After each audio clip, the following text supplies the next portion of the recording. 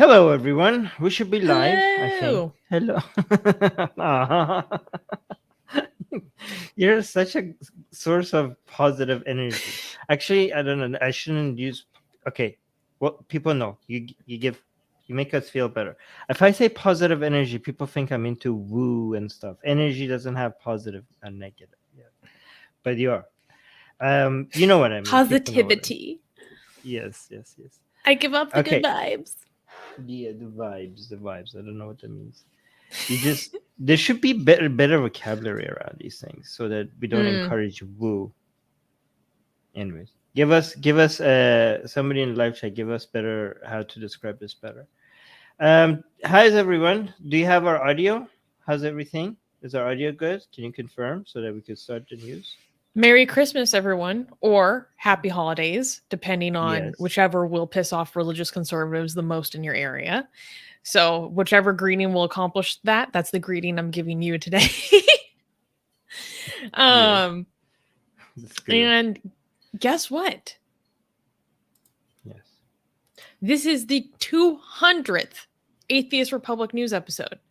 Oh wow, I didn't know that. How did you know that? That's amazing. Because we count them. It's at the title of our notes for every show, Armin. Okay. Okay, that's good. Okay, yes. Actually, I like the way that people are just saying this. So yeah, to Christians, happy holidays. To everyone else, Merry Christmas. Merry Christmas. Yes, but if Yeah, especially to the Christians who get offended by happy holidays, to those Christians specifically, happy holidays. And right? to the right-wing Hindu mobs burning Santa, Merry Yes. Christmas. Yes. Okay, cool. Wait, what are we doing? Yay 200. People are saying yay 200. Guys, I would not know any of this thing if Susanna was not here. This is why we need Susanna on the team. Like, I have no idea that this was episode 200. Thank you. We've been doing it for a long time. Yeah, wow. Or you have. I joined last year or almost 2 years ago. And still, I don't know anything about how everything is done after all this time. This is why, yeah. Okay, and cool. No, but the most important holiday of all is, of course, Arminus. Well, no. Newton was born on the 25th as well. So, yeah. So we should say Newtonus. Well, happy birthday, Armin, and happy Arminus to everyone else. Thank you. Thank you. We don't celebrate Christmas in this household. We celebrate Arminus. Okay. Yeah. Yeah. So I was born on Christmas. Jesus was not born on Christmas. But more conclusion, you are the true savior of mankind. But more important than both of those mofos, Newton was born on December 25th. So there's our Lord Armin was born. Okay, cool. Anyways, we should actually start talking about the news. That's what we're here for. Yes. Yeah, we just had to get those announcements and pleasantries out of the way. Yes. A lot to celebrate. So we're going to be discussing. This will be the last news in 2021, and it's the 200th episode. I feel like that just puts a nice bow on everything. Yeah. Okay. Look at this. Susie looks cozy and more. I am, because it's cold here. Freaking cold, man. Okay, heathens greetings. I like these greetings. No, I don't like this one. I know. I knew that was gonna trigger you. Yes. No. All right. No, thank you. No, thank you. No, thank you. None of that ethno-nationalist stuff. Okay, cool.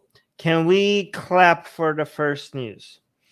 I want to, because it's the first news, but it's actually really bad. Okay, first news. Oh boy, first news. I'm going to use. Okay, first news. Hindu-Nationalists evoke Yahtzees in violent oath. Make India a Hindu nation. When I'm saying Yahtzee, I mean the bad people from World War II, but I can't say that because of YouTube being sensitive. But we all know what I'm talking about. On December 21st, several videos surfaced showing prominent Indian figures, including a leader from the BJP, the ruling party of India, calling for citizens to attack Muslims. These messages were being spread from two separate events in Delhi and Hardwar on December 17th and 19th, respectively. In one video, Suresh Chavhanke, the editor-in-chief of Sudarshan News, can be found saying, quote, "We take an oath and make it a resolution that until our last breath we shall fight, die for, and if need be, kill to make this country a Hindu nation." Yati Narsingh Han, oh, that's a tough name. I'm just going to call her Yati Saraswati. The head priest of the Dasnan Devi temple is seen in a video suggesting that Hindus should produce more children to counter the Muslim population. Annapurna Ma, secretary of Hindu Mahasabha, encouraged the crowd to take up arms. She remarked, "If we become soldiers and kill 2 million Muslims, then we'll be victorious." Okay, YouTube, I'm reporting the news. These are not things that we believe. We are simply talking about things that other prominent figures have said. Okay. It's crazy. Just to show you how widespread this is, there's some of them even here in the live chats. Somebody who calls themselves... Oh, there was Hindutva Susanna, and now there's Hindutva Armin Navabi saying, "LOL, Yeah. keep crying. Hindus are waking up and reclaiming what belongs to us." Oh, so, geez. like, we have people who are celebrating this. Like, well, thank you, whoever you are, for being here to demonstrate that there, you know, that there's so many of you that they are even leaking here to our live chat. Guys, I don't even know if I could show it. Are they going to do the salute here? They are straight up doing the salute in this video. The Yahtzee. Can I even show this on YouTube? I don't even know if I could show this on YouTube. Well, I think it would be useful to... we could just read it. I think, or you could just have it visually playing in the background without the sound. No, but like, can you, like, would showing the Yahtzee salute on YouTube get us like banned? Or I don't think it should, because we're reporting what happened. I don't want to. Have you watched the video? No. Oh my god, it's so crazy. Guys, is it like safe? Okay, hold on. I have to look at this up. Can you show the NAC salute? Katie is saying people are calling this quote unquote hate speech. I think this goes much beyond hate speech with direct calls for genocide. It literally is. It literally is that. So there are so many oh my gosh, there's so much to unpack. Okay, I'm gonna show it. Okay, you think we can? Because, I mean, there's so many National Geographic like documentaries of World War II, people doing like, yeah. I mean, it would be so. Guys, we're reporting, like, guys, if we get in trouble for showing this, you guys have to help us like undo the strike, okay? Like, because we have to show this to you, okay? I don't know what else to do. We're not like supporting this, so I don't know what YouTube is gonna do to us, okay? Let me see. Okay, I'm not gonna play the audio, okay? Because should I read the caption? Yeah, probably. Hold on. How do I? Hold on. Just give me a second. Maybe I'll bring up the full screen version of this.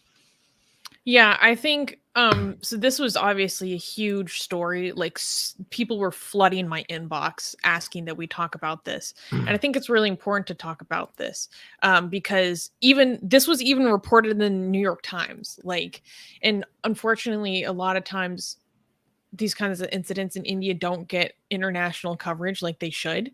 And so I was really surprised to actually see this reach as the desk of the New York Times. Do you want to go ahead and I can read the subtitle? So the subtitle starts off with, "We all take an oath, give our word, make a resolution that until our last breath." Wow. Yeah. By the way, I can't believe there's multiple people in the live chat that are actually defending this. Okay, Hindutva people in the live chat that are actually supporting this action that we're showing you right now. Okay, but yeah, go on. I mean, it's a full mask off moment. No, this is actually very helpful. People think like this is like because like we have been messaging so many people. Like I've been trying to get more people to pay attention to this.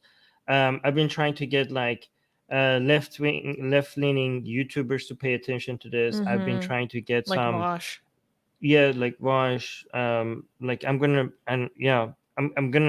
message other people as well.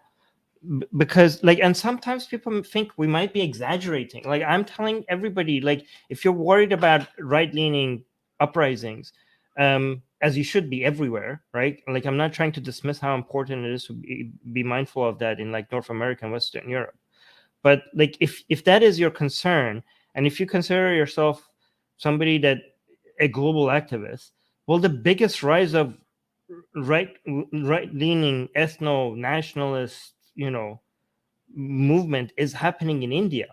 And people think like maybe we're exaggerating a bit, or maybe we're being racist towards Hindus.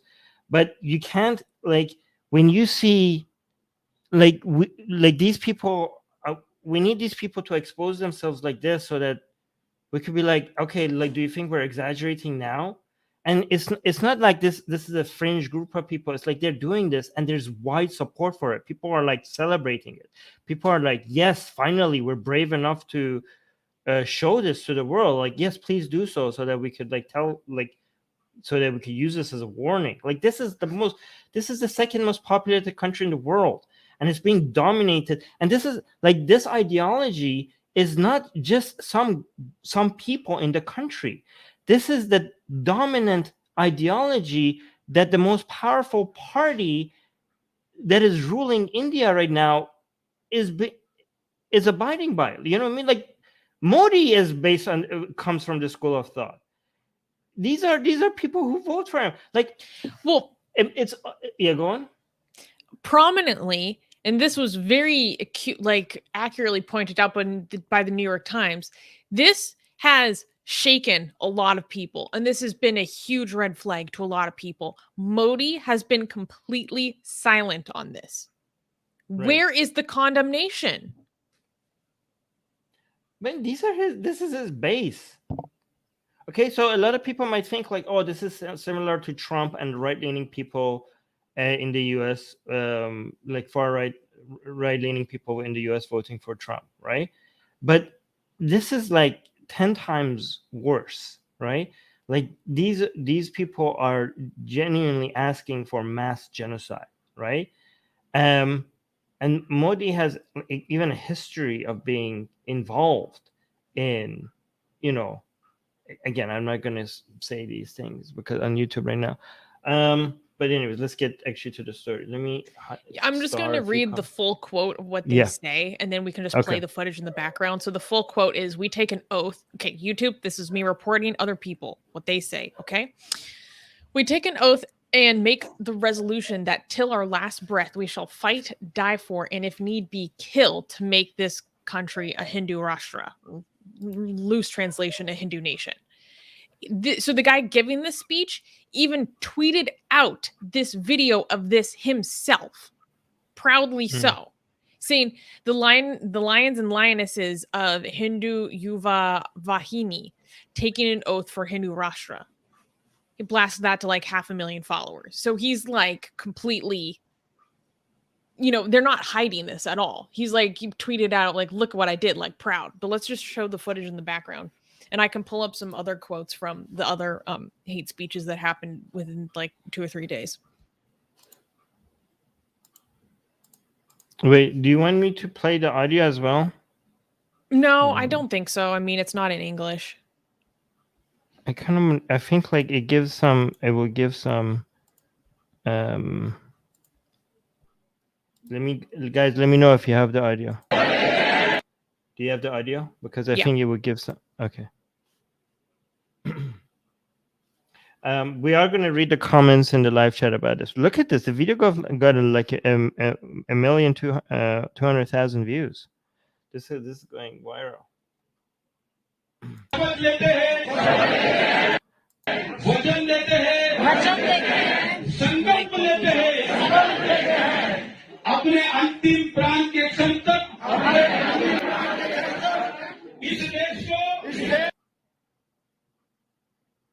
Oh, did you read this part? Hindu राष्ट्र बनाने के लिए बनाए रखने के लिए आगे बढ़ाने के लिए लड़ेंगे. We will fight and die, and if required, we will kill as well. These are big, like when I say that these people challenge India's secularism, I think we're past that red line. Yeah, like, no, that's an understatement.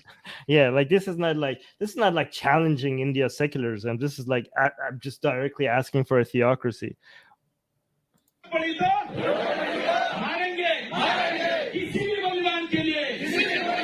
Pause.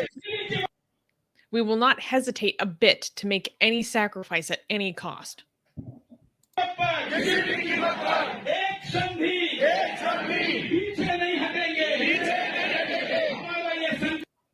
To complete this resolution,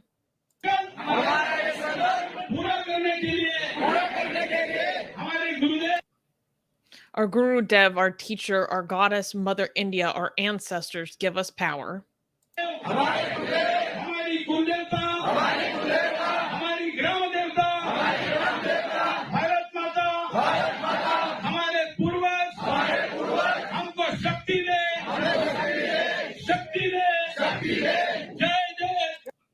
Give us victory.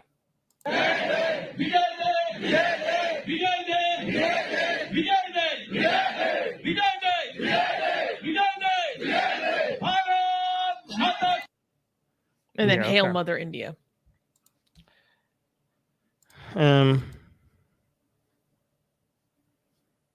We do need to address some counter yeah, exactly. I do want Ed De Silva is saying, I see Yahtzees. Yes, I do want to highlight. There are a lot of comments I want to highlight, but I want to highlight somebody who disagrees with us on our takes on this, just to be able to make sure that we highlight opposing opinions. Before we get into the comments, could I read some more quotes from other speakers to give like a more full picture of other things that were said?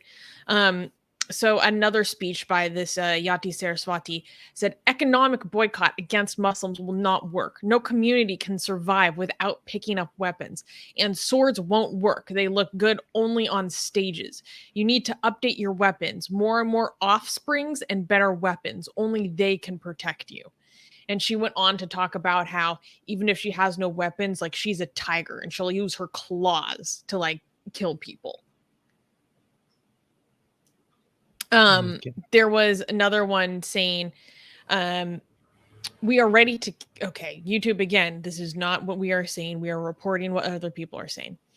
From Annapurna, we are ready to kill them even if we end up in jail. Even if we have an army of 100 people and we manage to kill 20 lakh of them, we will win.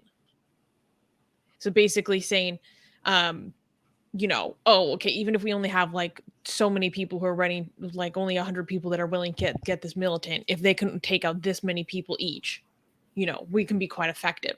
And then there was another speaker who said that he wished that he could have followed in the footsteps of Mahatma Gandhi's assassin to shoot the former prime minister, because the former prime minister, Manmohan Singh, made comments saying that the minorities should have the first claim to resources in the country. So he's like, if he had said that around me, I would have followed in the footsteps of Gandhi's assassin.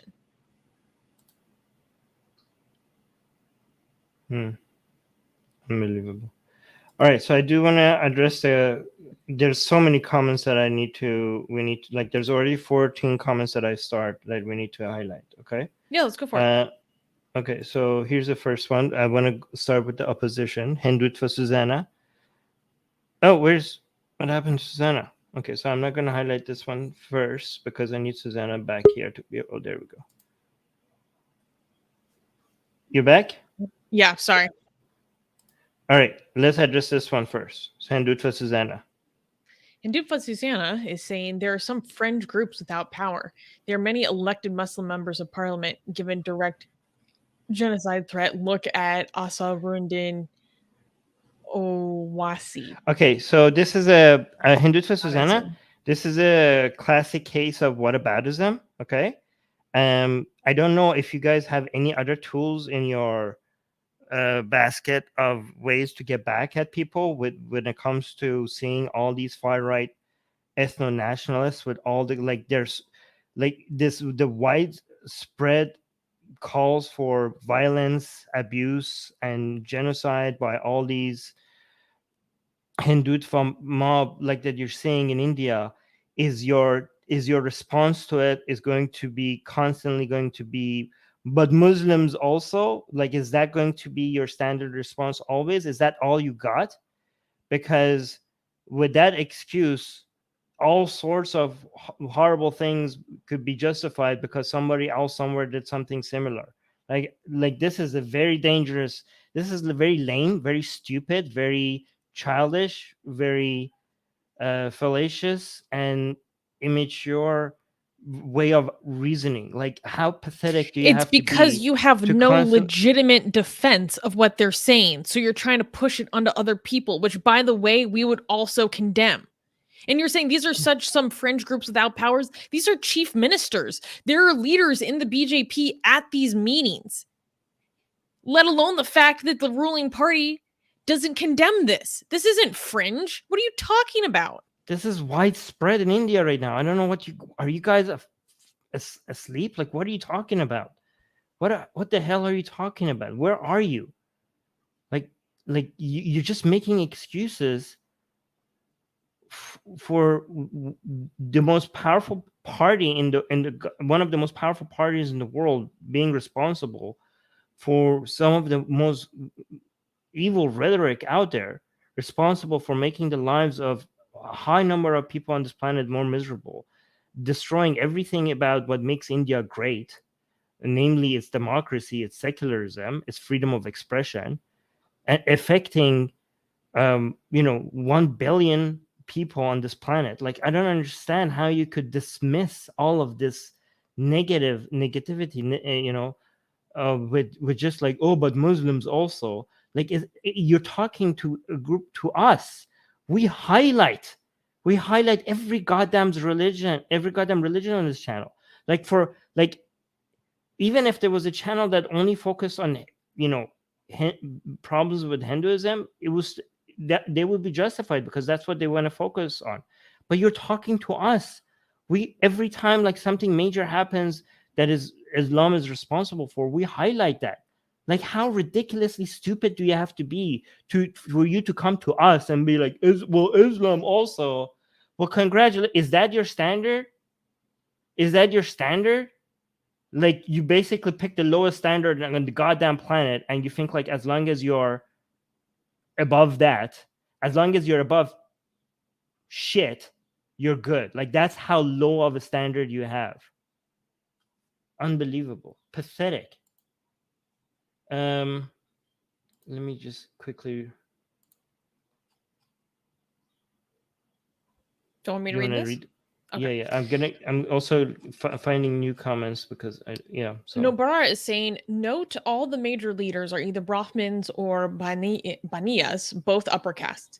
At the very worst, the leaders would be Rajput. Dalits and backward castes will never be leaders. That's actually very interesting. There's a piece I've been meaning to read about this guy who was Dalit, and he joined the RSS because they're supposedly espoused anti-casteism, and he was very into Hindu nationalism until he realized that the meals that he would make for his RSS leaders would be thrown out as soon as they walked away from him. They still wouldn't eat from him. So after that, he did some soul searching and research, and then he decided, not only can I not be part of our RSS, I cannot be Hindu. I think, well, actually, no, I can't get into that. That's a big topic. What was the next comment? Katie is saying Hindutva today even vilifies our former president, who was a Muslim and a scientist, who at the time was supported even by BJP members, but now they say he was a secret jihadi. Well, why am I not surprised? That tracks.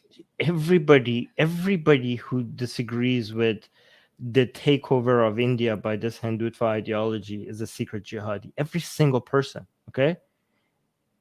And that's what they've... Ridiculous.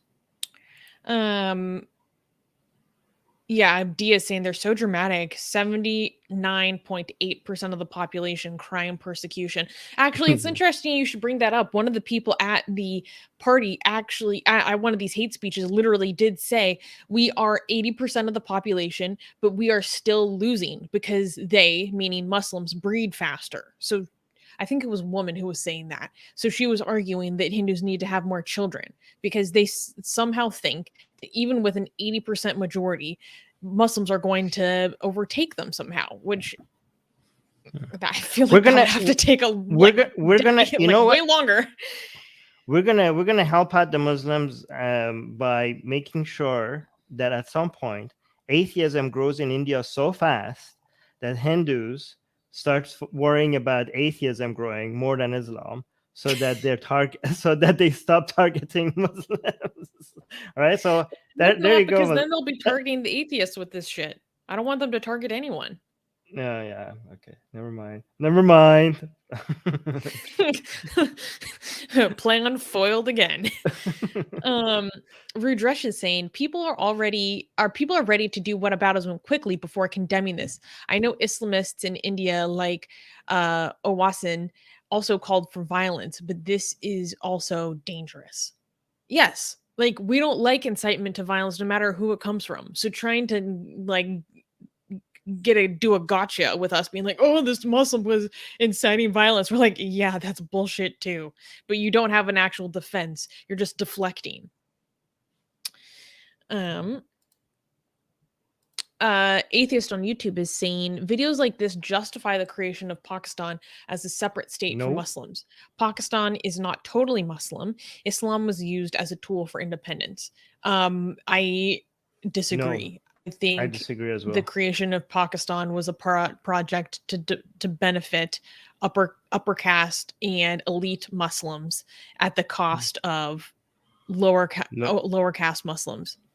Yes, or with a complete disregard for them, only using them to give the appearance of representing Indian Muslims broadly in a desire for an independent state of Pakistan. Whereas many lower caste Muslims actually firmly rejected the two-nation theory because they knew that it wasn't actually for them, that they were being used. Mm-hmm. Also, Islamizing Pakistan, and what's the Hindu version of that? Hinduizing? I'm just going to make up a word. I like that. Hinduizing India became more possible when you separated Muslims from Hindus.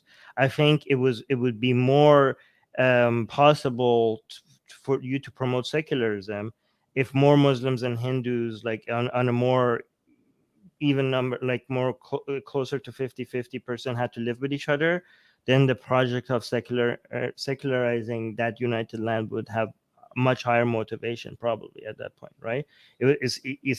So it would be harder. Whether it's in the Muslim community, wherever it's in the Hindu community, the Hindu-Muslim dichotomy is used to distract from the true atrocity of caste discrimination and violence that happens across religious communities. Right. There we go. Katie is saying the government also suspends members of opposition from parliament so they can easily pass certain bills. They are way beyond challenging secularism and democracy. Yeah, I don't... Rudresh is saying, what effing sacrifice are they doing? All sacrifice is done by our soldiers, farmers, and workers. Good point. You have a good point. Like, how is it a sacrifice to murder your fellow citizens? Secularity, they were saying that this is the death cult nonsense. Nobara is saying Brahmins, Baniyas, and Rajputs were the leaders in this call for... Oh, no, we already said this. Okay. I just want to read this one myself and respond to it. God. This is another case of whataboutism by Hindu-Nationalists Susanna. He or she is saying there are 54 Islamic nations, but not one Hindu nation. I mean, you're trying to make Hindu nation. Well, Why would you want your country to be like these Islamic let me just nations? respond to this, Susanna. I highlighted this because I wanted to respond to this. Okay. Hindu-Nationalists Susanna, there should be 0 Islamic countries and 0 Hindu countries. Okay. Countries' identities should not be based on religion. Okay.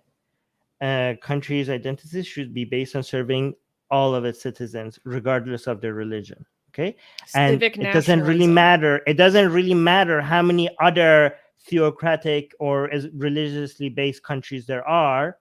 Just because other nations are crappy, you don't have to be like, well, other countries are shit, so let me flush my country down the toilet as well because other countries are also garbage. Let me just destroy my country and make it a religious one because other countries have also been ruined. So why can't my country be shit? Other countries are shit. Why can't my country also be shit? Go ahead, make your country shit then, Hindu-Nationalists Susanna. What the hell are you doing? You need to try to be better than them, not join them.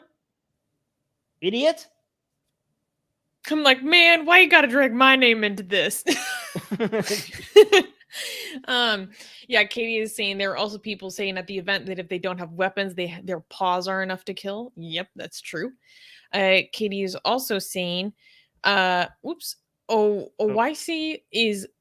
is like a Muslim version of Hindutva. He is bad, but pointing to him to distract from Hindutva is so purely whataboutery, I don't even know what to say to that. Yeah. And Sri Harsha is saying this fringe group, Vishwa Hindu Vahini, was actually founded by a prominent BJP leader and chief minister of Uttar Pradesh, Yogi Adityanath. Oh, our really? favorite. Yes. Oh my God. So you already know how that's going to go because he is a bona fide hate mongerer. Yeah. So not so fringe after all, I guess. Yeah. Oh, thank you. Anyways, I really had to highlight the comments in the live chat today just so people could see how pathetic the opposition to this point of view. Like, there's no if there are any good arguments against what we're saying here, I'll try to find it and highlight it. But honestly, there isn't. This is funny. Hindu for Armin Navabi is saying India was shit. India will be great again when it becomes a Hindu nation again. And then Secular Rarity is just doing an arrow and saying, "LOL, this guy." No, I'm glad that you're here, Hindu for Armin Navabi, because I want people to see how pathetic your arguments are. You sound exactly how we expect a far right loon to sound like. You sound like a freaking Yahtzee. Yeah, you guys are, and I don't know how they sound so similar. Like when you find far right people in North America and Western Europe, and in the Middle East, in India, they're all morons, but they're all morons in a very similar. Like they have no arguments. They all have this appeal to strength. I always get this picture of like beating, like, oh, me strong, me, like our people, our nation strong, our tribe will. I'm a lion. I'm a lion. I swear, I'm a lion. We're like hooga booga, me smashy on you, me strong, me manly. Like that's just the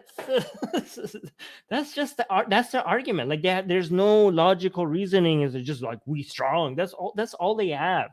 Like it's just this. And it also comes from this crisis of identity of actually being pathetically weak. You know what I mean? Like the reason why they have this obsession over like we are very strong is because they know how pathetically weak and dumb and like they know that they are nothing. So they have to try to pretend. They have to make up for it by trying to pretend that they are so strong.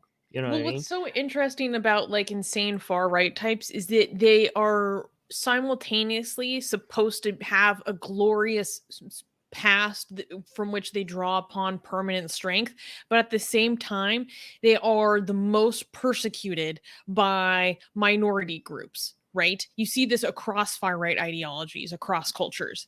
Like usually it's the J people, the children of Israel and Abraham, who are the scapegoats. Here it would be the Muslims primarily, although it's also the Christians often. So how can you be so strong but absolutely crippled by populations that make up a minority of your culture? It's so crazy. It's like so strangely But like why- I'm why so is it- strong, but then also why- like they're hurting us, they're destroying everything. It's like I thought you were strong, bro. What happened? Yeah, but why is it that they're so like right-leaning loons are so similar? Like, why is it that they are like it's not like they're directly copying from each other, like why is like I think there's this appeal to maybe like I don't know, a crisis of identity, and appeal to strength and tribalism. It is. There must be like something It is innate because of within human.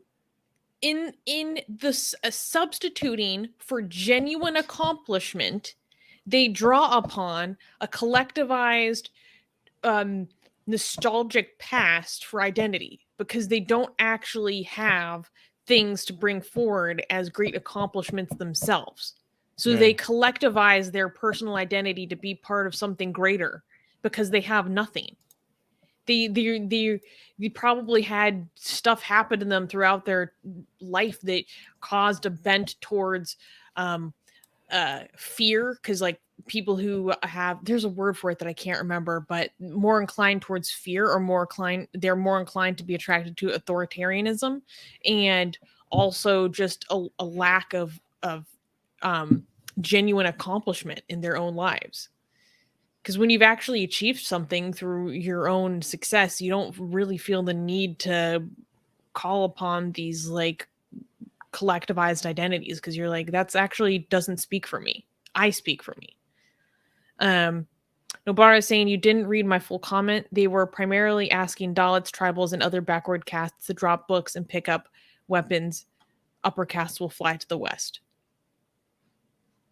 Yeah, I guess I see what you mean.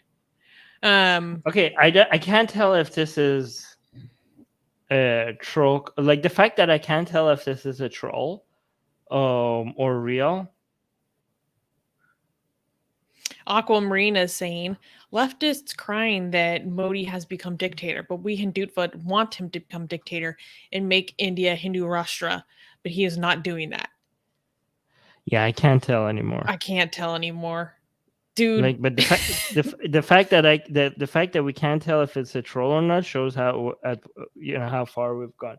Guys, I spent like 3 weeks thinking that Hindutva Susanna was a troll because their comments were like so stupid. I thought it was a parody of a Hindutva person, and then I realized that it's not.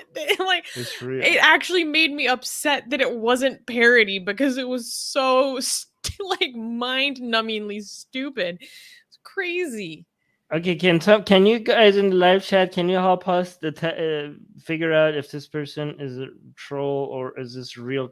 We can't tell. Like, I don't know. Like, we really can't tell.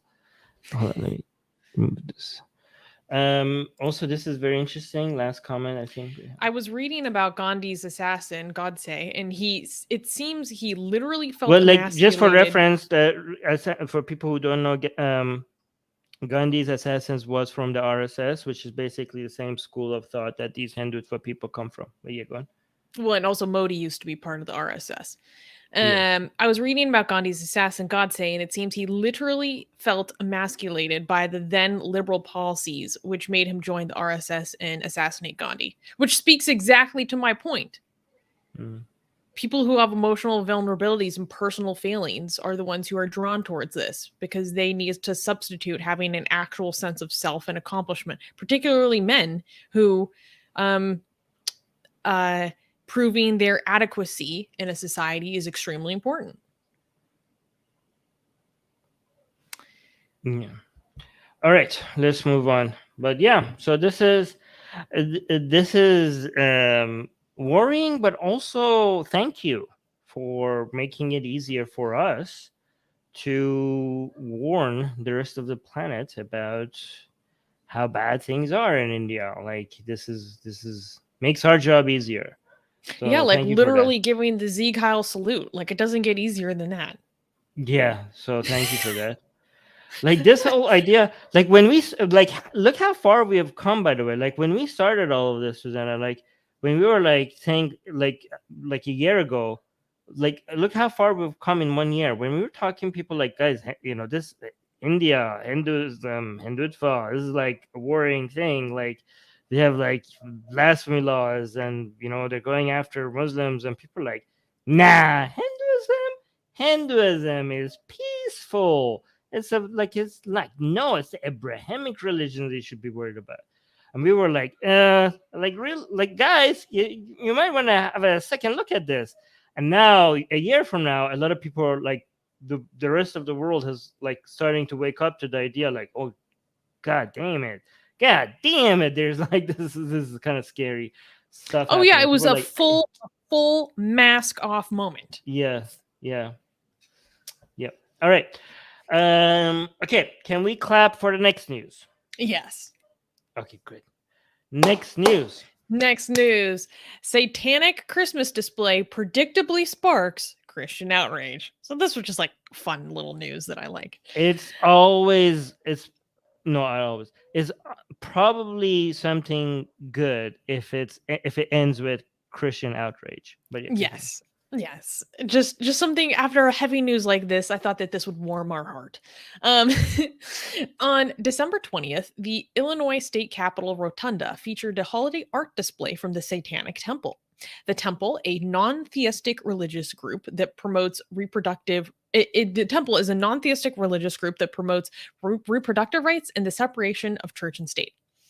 On the 25th, they celebrated the holiday of Sol Invictus, a celebration of, quote, the celebration of being unconquered by superstition and consistent in the pursuit of sharing knowledge.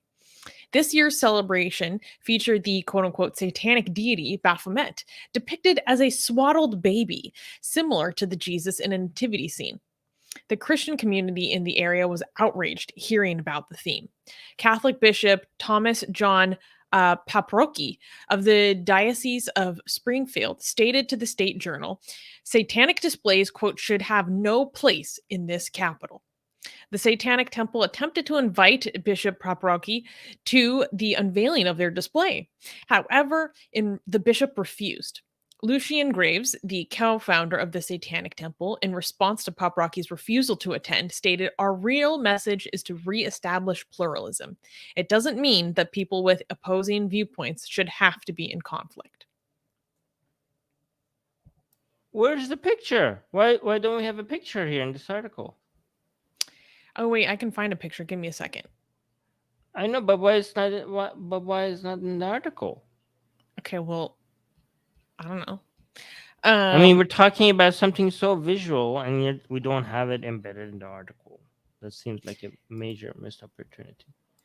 Yeah, I found the picture. Is this the picture? Well, you can't really see it. Wait, if you scroll down, you can see. You can kind of see it right there. See, it's like if a little baby goat. Like the Baphomet was like a little baby. It's very small though. It's so creepy looking. It's so creepy looking. Why make it so ugly? Make it pretty. I don't know. Make it epic. Okay, fine, whatever. I'm not gonna. What's supposed to be, instead of baby Jesus, it's baby Baphomet. Yeah, it's just unfortunate that you can't make a goat that cute, I guess. I would make it a cute and cuddly little baby goat, not like this. That's what I would do. Well, Baphomet isn't fully goat though. It's just like the head, and then the rest is he has human but you features. could still make it. Yeah, you could still make it cute and cuddly. A little plushy like, Baphomet. Yeah, like it's a baby. What the hell is this? Like I think like it's a Christian perspective of everything satanic to make it look ugly and, you know, Dark. and deformed, or like something like nasty, right? I want the Satanic Temple's perspective on that to be like, oh, all those ugly images of satanic symbols that you've seen, that's the Christian perspective of it. Look at our perspective of it. This is actually cute and pretty. So why would you like? This is like, for me, this is a Christian rendering of I can't even say it. Baphomet. Did I say it right? Close enough. Close enough. I think like they could say like, look, our version of it is something sweet, nice, beautiful to look at, cuddly. Look at what the hell is that? Its ribs? Yeah. Like, this thing, it looks like it's gonna die in half an hour. Okay, but here's the thing, Armin, I get where you're coming from, but they want Christians to be upset by this, right? That's what they're looking for. Yeah, because they want them about it to but realize they would be more upset how if you show him cute. I don't know because they want Christians to realize how out of place religion is in state spaces, right? And playing into the dark and traditionally satanic is one of the best ways to do so, because it actually gets the reaction they're looking for. Whereas the flying spaghetti monster, I mean, it's a cute little ball of spaghetti and meatballs. Like, it's not going to deliver that point in the same way. I don't agree, because the Christians lost their minds over the cute coloring books that the Satanic Temple was handing out in schools when they allowed religion in school, right? When the case over not allowing religion in school lost, the Satanic Temple was like, oh, you're allowing religion in school, then here's some satanic coloring book.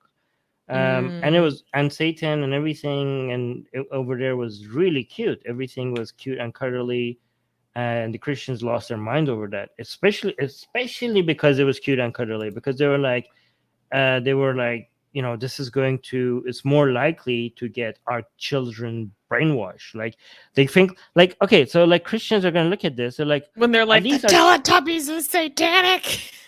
No, okay, listen, let me make my point. At least some Christians might look at this and be like, okay, my kids are safe. Okay? Because my kids are not going to look at, my kids are going to look at this, and they're going to look at Santa and elves, and they're going to choose Santa and elves and the cute little baby Jesus and the nativity scene.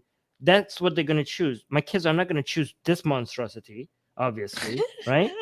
So they're like, okay, we're safe, right? But if this baby was cute and cuddly, they would panic more. They're like, okay, my kids are not safe. My kids might actually like this cute little goat, whatever the thing is. They might like it, okay, because it's now cute, okay? So that's why I'm saying, like, make it cute. Look at that's the whole point. That's why our blasphemous art at Atheist, like, a lot of people like think like our blasphemous art should make Muhammad and Jesus look ugly and evil. We don't do that. We make Muhammad look really good, right? And we make Jesus and Hindu goddesses, we draw them nice, okay? We make them look nice. Anyways, that's my philosophy. Anyways, it did get the reaction that they were looking for, though, because there was there was this state senator who had the craziest response to this. So, first of all, when they were installing this, there were a bunch of onlookers who were chanting prayers, and they had banners saying, "Satan has no rights. Be gone, Satan. Satan has no rights." How dare you? How dare you? Satan has no rights. Wasn't Satan the first being that fought for human rights, even though he himself was not a human? Now the same humans are saying Satan. Like, the first human rights activist was not a human himself. The first human rights activist who tried to save humans from the bondage of God. I was thinking Iblis. I almost said Allah. From the bondage of God was Lucifer. Like, Yahweh was lying to Adam and Eve, saying that this fruit will kill you. And it was Lucifer saying, like, nope, it's going to make you knowledge is going to make you as powerful as God himself. And look what happened. Who was right? Like it was Lucifer. So he saved the human race by, from that prison named Eden. And this is the thanks it gets. Like he's fought for your rights, and now you're saying he doesn't have any rights. You It's, ungrateful. I mean, really spitting in his face. No, but Right. I wanted to read this. So, also in Okay. attendance was Republican State Senator Darren Bailey and his wife Cindy. In a Facebook post, Bailey, who is running for governor of Illinois, said, quote, "I met with other prayer warriors at the Capitol to pray for our state." Bailey also linked the social policy to the temple's installation. Quote, we have all been appalled by some of Springfield's evil and extreme legislation. But just when we thought it couldn't get worse, they are going to allow a satanic display in your rotunda at the Capitol, he wrote. So I just think it's so ridiculous. Well, I mean, I shouldn't be surprised the way that the GOP is going nowadays, but civil leaders should understand that they have just as much of a right to do this as any other religious group. It's insane. But there was also the lawyer who publicly advises which displays can be allowed to be erected. He actually wrote an op-ed about this whole situation, and he specifically declined the bishop's request to reject this application. He refused to reject it. He said, "I do not want to be able to tell someone their beliefs are offensive and may not be expressed in the Capitol building, nor do I want to live in a country where government officials have such power." So shouts out to that lawyer. He actually knows our Wow. freaking constitution. Amazing. Unlike this senator. Yes. That's amazing. See, this is why, as much as crazy politicians we have in the United States, the fact that the base layer, like there are some laws and there's a constitution that has some reasonably good foundation, makes it very hard for these like right-leaning lunatics to be able to, I mean, it's not impossible, but it makes it very difficult to steer it out of the direction of democracy and secularism and all of that stuff. Again, I'm not saying there's no problems, but I'm just saying it's a little bit more difficult. Like, it's really funny because there were all these people protesting, and they were like, "Oh, I'm sad that the bishop declined our invitation, but the satanic minister," he said, "what better way to show unity than to welcome those who oppose us in the spirit of coming together this holiday season?" So they're like protest of him. They're like, "We're coming together this holiday season. Look, they came together for that." Ghost Bunny is saying, "Only my religion should have freedoms." GOP. Unfortunately, yes.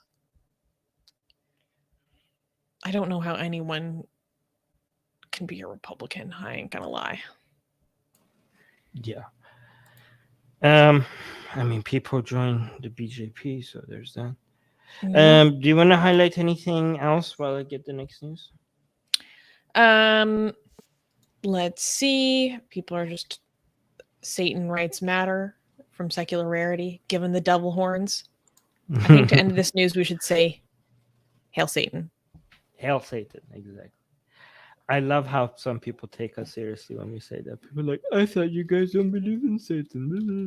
Like, oh my god. Hail Satan. Hail yourself. Satan. To that I say, Hail Satan. Okay. All right. Can we clap? Oh no. No. Never mind. I don't even have to ask. Next news. Next news. Sikh sacrilege. Man beaten to death for attempting to steal holy sword. On December 18th, a man aged between 20 and 25 attempted to steal a ceremonial sword during prayers inside the Golden Temple in Amritsar, India. The sword was kept next to the Guru Granth Sahib, Sikhism's holiest book. According to witnesses, he attempted to strike the holy book with the sword, which is considered sacrilege. He was stopped by security and was being taken back to the office, but the devotees overtook control from the officers and beat the man to death. His body was left outside the gates of the temple.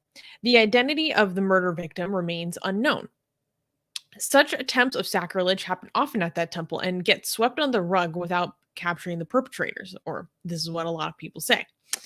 Just 3 days prior to this incident, a man was handed over to the police for allegedly tossing a holy book into the pond which surrounds the temple. Punjab MP Sukhbir Badal said, since no culprit was caught in the last 5 years, they were emboldened, meaning the mob that killed this man. What the hell? Yeah. If you scroll down, you can actually see video of the guy trying to take the sword. Really? You have video footage of the guy trying to take the sword? They were doing prayers, and it's broadcast like 24 hours a day, or it's on CCTV whenever they do this. So this was Wait, being I need to get the. There's no. Is there any violence or anything that YouTube could get us in trouble with? No, not bad enough to get us in trouble. You just see him jump the railing, get the sword, and then people pull him out. Okay, I need the full screen version of this then. Yeah, and this man that actually the man that tries to do this eventually off camera. Apparently, he was beaten to death. So this is him before dying, and he died for doing what we're about to see. Yes.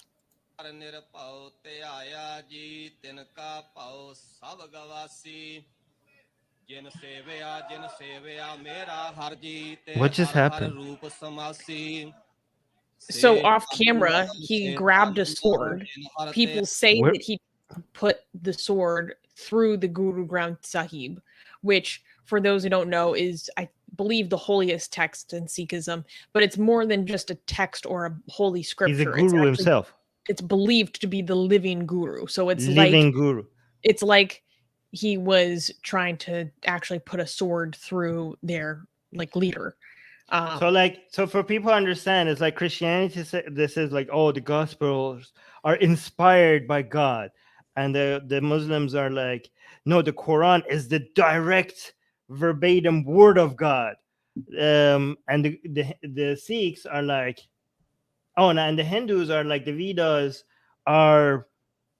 came from the fabric of the goddamn universe. It predates the world, and it's just like it was like is in just like hard coded within the fabric of the universe, right?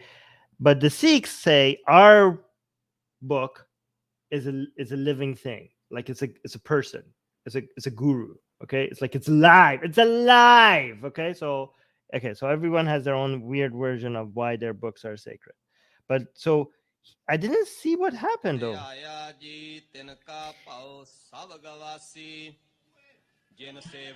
Wait, what happened? You just see him jump the barrier. You can kind of see him grab and fling the sword. See, do you see that blade? That was a swing. Whoa! Yeah. What was it being swinged at? Like, I don't see where's the book? Reports say that it was at the book, which it was supposed to be off camera. Look, is that the sword? Yeah. Okay. But the sword itself is a holy object. Yeah. This guy is so chill. Oh, he's not stopping for anything. Like, somebody just swung a sword and he's just like, I don't care. like almost no reaction. Right. But what's really interesting is that, well, one, at the latest reports, they say that this man still hasn't been identified. And two, so we don't even really know what motives are, why he might have done something like this. And also, the man who was murdered for this sacrilege or blasphemy, he is getting booked for attempted murder. They are booking the murder victim for attempted murder for trying to swing the sword at the book. What? Wait, he's already dead. Yes. And okay, and the reason why they're calling this attempted murder, because legally they actually recognize the book as a living person? That's what I was reading in reports. Wait, so the law actually takes the fact that this book, the claim that this book is a living person so seriously that they are charging a dead person with attempted murder? Okay, I don't know if the law recognizes the Guru Granth Sahib as a person, but there were reports from officials saying that we are going to file attempted murder charges against this guy who is since dead because the Guru Granth Sahib is believed to be a living person, or treated as a living person. So I don't know if it was just, I don't know if it's the law recognizes this or just these this precinct or whatever is doing this. Yeah. But I was reading some reports people, about that. basically, some people within the legal system, so maybe I was exaggerating when I said the law. Okay, should say some people within the legal system are like, oh yeah, this was attempted murder. This is a guru. Like, don't worry, Mr. Book. We're gonna get the bottom of this. We're gonna. Oh my god. We have, by the way, for people who don't know, we have blasphemous art against, Sikhism. We have like, given that this book is actually a living person, we assume that it also, just like every other living thing, it must, living conscious thing, it must have its own kinks, right? So we managed to find its kink, and we managed to let him enjoy his kinks, and we have Sikh related blasphemous art. We should I have believe prepared that that for art this. that art is titled Sikh Foot Fetish. Yes, Sikh foot fetish. So go look that up. And also, for any Sikh person that is butthurt over their, over any blasphemy against their living guru, make sure they receive our art. Okay, make sure they see that we have art. You know what was really interesting when I was thinking about this news was that I can only, and this is pure speculation, but I can only assume that the man who did this was mentally ill. Because why would you go into this space, do this with no exit plan, when everyone knows that they do not effing play with this kind of thing? They don't play. They take it so seriously. Like, I feel like you would have to understand and know that this is what's going to happen to you if you do this kind of thing, because everyone else seems to understand that. So I'm just led to the conclusion that he must have been out of his mind. Like a few months ago, we covered the story where a lower caste man was lynched to death for running off with the Sikh book, or allegedly doing that. And then he was just strung up and hung on the edges of the farmers' protest because the Nihang Sikhs, who are like the warriors, they went after him and just lynched him. And you know what happened to that guy? They also filed a blasphemy case on the guy who was murdered then. They filed a blasphemy case against a murder victim. Yes. Amazing. This is so progressive. It's really interesting to me. Well, actually, this was one of two incidences of men being lynched over Sikh blasphemy this week. We're going to cover the second one later in the news episode. The reactions to this and what the different calls to action about how people want to address this is really interesting. So basically, there are calls to make a deeper blasphemy law in Punjab specifically, because they allege that this just happens way too much and that it's not taken seriously by authorities and it's not stopped. And so that's what it kind of is a similar attitude like in Pakistan, where they're like, well, authorities aren't doing this, so we'll feel emboldened and legitimized and validated and taking it upon ourselves to handle these blasphemy and sacrilege situations as we see fit. Is there any attempt at like arresting the people who murdered the guy? At this time, I'm not sure if anyone has been arrested for this man's death. Like, do they seem more motivated to find, like, are they more motivated to like go after the dead people rather than the people who actually did the killing? Like, do they seem more motivated? That's what it appears to me. It's really hard to, like, people throw away the word backward countries. Sometimes you feel too loosely. You think like, oh, you just say it's backwards because you're like from a first world country. But when you see how often like the solution to things is just say, oh, we're just gonna kill you. like you just like, you get like, is this like, where is this? Like, God damn, like I don't feel like, how do you even feel safe just walking around this place? Like you're just gonna murder a guy? Like just like I just feel like, what year is this? You just like, how do people even live like this? That you could just like, oh yeah, you're gonna die now, I guess, because we're offended. Like, Oh, it I don't gets know. so Like, much worse in the next story about oh that happened no. this week. Okay. Well, when we talk about the next story, it's not only what happened, but mainly the reactions to it from public officials that we're going to cover, because it gets intense. Rudresh is bringing up that where was I do it? have a lot of comments highlighted. Comments highlighted. Yeah, Punjab and Uttar Pradesh elections are coming up, hence political parties don't do ish about this and Hindufa. Yeah, a lot of people have been pointing to the fact that there are elections coming up in Punjab. And, you know, I really need to do more research myself personally about the relationship, particularly in Punjab, of the Sikhs to the Hindu majority of the rest of the country, because situations like this do seem to be treated very differently than they do in other parts of the country. Like sometimes I feel like Sikhs maybe get special treatment, but other times they're treated worse. So that's something I need to learn more about. It's both. It's both. Yeah, definitely. That's what happens when you have you are a minority with a lot of power. You get treated as you get privileged and treated and discriminated at the same time. So let me actually highlight a few comments really fast. Rudresh is saying everyone condemned the sacrilege first, and then the lynching only after backlash. Yeah. Obviously, the priorities should be over pieces of goddamn paper than human lives. Like, pieces of paper. Oh my God, that's important. Human lives? Me, not so much. Katie is saying Punjab chief minister has recently said there's no evidence of sacrilege in at least one or two of the cases. Yes, we're going to talk about that at the next news, or when we talk about the other incident that happened. Rudresh is saying Navjot Sindhu openly called. Oh wait, nope. We're going to talk about that in the next news, so that's a spoiler.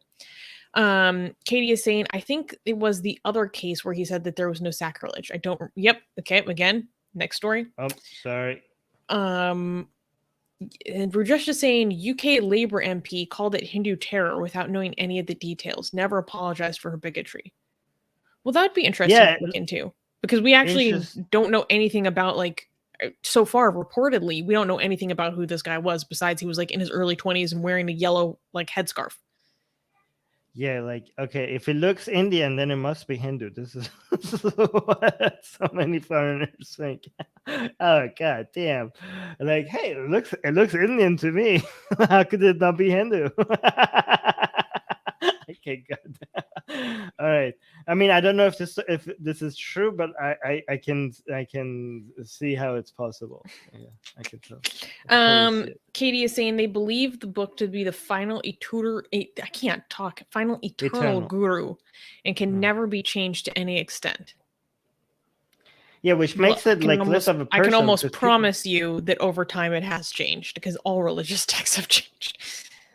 You know, and like, I don't know. I know Sikhs won't say it, but to them, gurus are treated like gods. You know what I mean? Especially when they make it, especially when the guru is not a human anymore. It's a goddamn book, and it's eternal, and it's a living thing.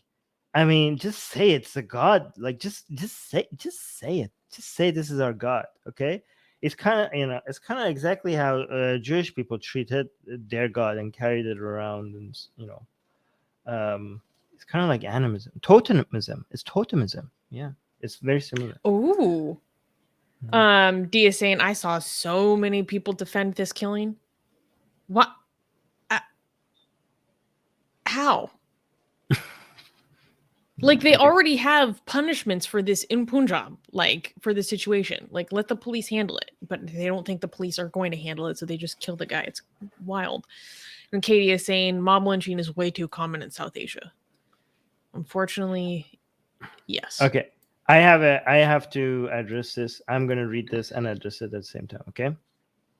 The unknown apostate is saying Sikhism takes a lot of roots from Islam. This could also explain why it is hostile towards criticism. No, the unknown posted.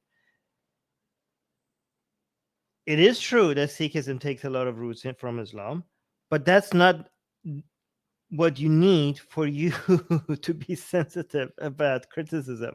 The fact that it's a religion, it's enough. Like you don't have to go as far as like, hey, I see the reason why they're so hostile towards people, towards blasphemy, is because of their connection to Islam. Show me religions that haven't been hostile to criticism. Are you serious right now? It's a religion. It's a religion. Okay, religions are hostile towards criticism. You don't need to do like this connection, like, oh, here's the connection to Islam. That explains everything. The fact that it's a religion explains everything. Okay. Okay, cool. Let me. Do you need to highlight anything while I get the next news? No. Okay, am I highlighting the correct? Because I Yes. thought the next one is India. Okay, no, okay. So to the news that you said that it was India related, that's coming later. That's later. Okay. All right. Can we clap for the next news? Yes, let's clap just because it's an important update. Highlighting an issue, not because we like it. Next news. Next news. Blatant injustice for imprisoned Nigerian atheist activist Mubarak Bala. So this is an important update on his case. December 22nd was the 600th day the Mubarak Bala spent in police custody. Bala, an ex-Muslim atheist and president of the Humanist Association of Nigeria, was arrested at his home in Kaduna State on April 28th, 2020, for allegedly insulting the Prophet Muhammad via social media. He was taken to the Muslim majority state of Kano, where he faced blasphemy accusation and charges from religious figures. Prosecutors claim that Bala confessed to the crimes while imprisoned, while his attorney was not present. Even though Nigeria's customary constitution punishes blasphemy with a possible 2-year sentence, in regions where Sharia law is applied, blasphemers are punished with death sentences. Bala has already spent nearly 2 years incarcerated, but has not yet faced trial. James Ibur, Bala's attorney, said that Bala has been denied access to healthcare, kept in solitary confinement, and forced to, quote, worship the Islamic way since he's been imprisoned. How could they do this? Like, do they not respect their own goddamn laws? No. I mean, is there no consequences in Nigeria? I mean, Nigeria is not like every other. Nigeria is the biggest African country, like by population, right? It's like I think so. Yeah, it's going to be one of the top 5 population worldwide at some point. I think. I think it's number correctly. 6 right now. Yeah, it's going to grow even. Like that ranking is going to increase. Like, and it's also a major sort economic force, and it's going to be how could the law work like this in Nigeria? Like, this is a country full of skills and experts, and a lot of people, a lot of expertise, a lot of educated people come out of Nigeria, and there's a lot of potential. And this is the legal framework that is supposed to work on. Like, you could just randomly, against your own standards, against your own constitution, just be like, yeah, no law. For how long did he not have access to a lawyer? Does he have access to a lawyer now? Now, he was kept without a lawyer for, I believe, between 6 to 9 months. They didn't know if he was alive for 8 months. Yeah, but how, okay, it's one thing for you to have bad laws. It's one thing for you to have laws and your own legal system just ignores it. Like, there's nothing stronger. Mm-hmm. There's no more effective way for you to dismiss the legitimacy of your own legal system, where the laws that you have on that you're supposed to abide by, your own legal system denies them, just ignores them. Like, you cannot be taken seriously as a country when your legal system denies its own laws. ignores its own laws. Like you're not like, you can't sit at the adult table when you act like that. Like Seriously. you can't be trusted. You can't be like a stable legal structure is the foundation for for people to have trust with another country, for you to know how things work, for people to be able to do business, migrate, become citizens, have relations. Other countries have relationships with you, send talent, accept talent. Like that's the framework where stability of a country is founded upon. And then you just you yourself, if other people ignore that, it's one thing, but if you yourself, if your own legal system ignore it, you're just basically showing how unstable your entire country is. Like, I don't understand. So Like, I wanted to give I want to give a specific update. So he was supposed to have a hearing this month to move forward, but then midday on the day of the hearing, all of a sudden his lawyers received words that the hearing was canceled. And the justification was, oh, the judge had eye surgery the day before. And then, so they just moved it again. So they're continually just doing repeated adjournments and just continuing to move his hearings back and back and back, refusing to acknowledge the case. He was held without charge for over a year, and he was denied access to his legal team for more than 5 months. He's been repeatedly denied access to medical care because he has hypertension, not to mention in the middle of the disease that's going around. And in terms of, oh, do they not follow their own laws? The Kano State Police Commissioner repeatedly refused to comply with an order issued by a magistrate requiring the police to grant Bala access to his legal team. And the Kano State authorities have failed to comply with a ruling for the Abuja High Court that determined that Bala should be released on bail. So the High Court is saying, you haven't charged this man, you have to release him on bail, blah, blah, blah, yada, yada. And they're like, no, we're just going to keep him. Reportedly in solitary confinement, and reportedly also forcing him into confession, and also forcing him to pray. Forcing him to pray, is that like part of the legal structure, that like, oh yeah, you have to pray Islamically, because like, is that part of the law, or is that just like just them being intuitive? Just be like, hey, we're just being creative here.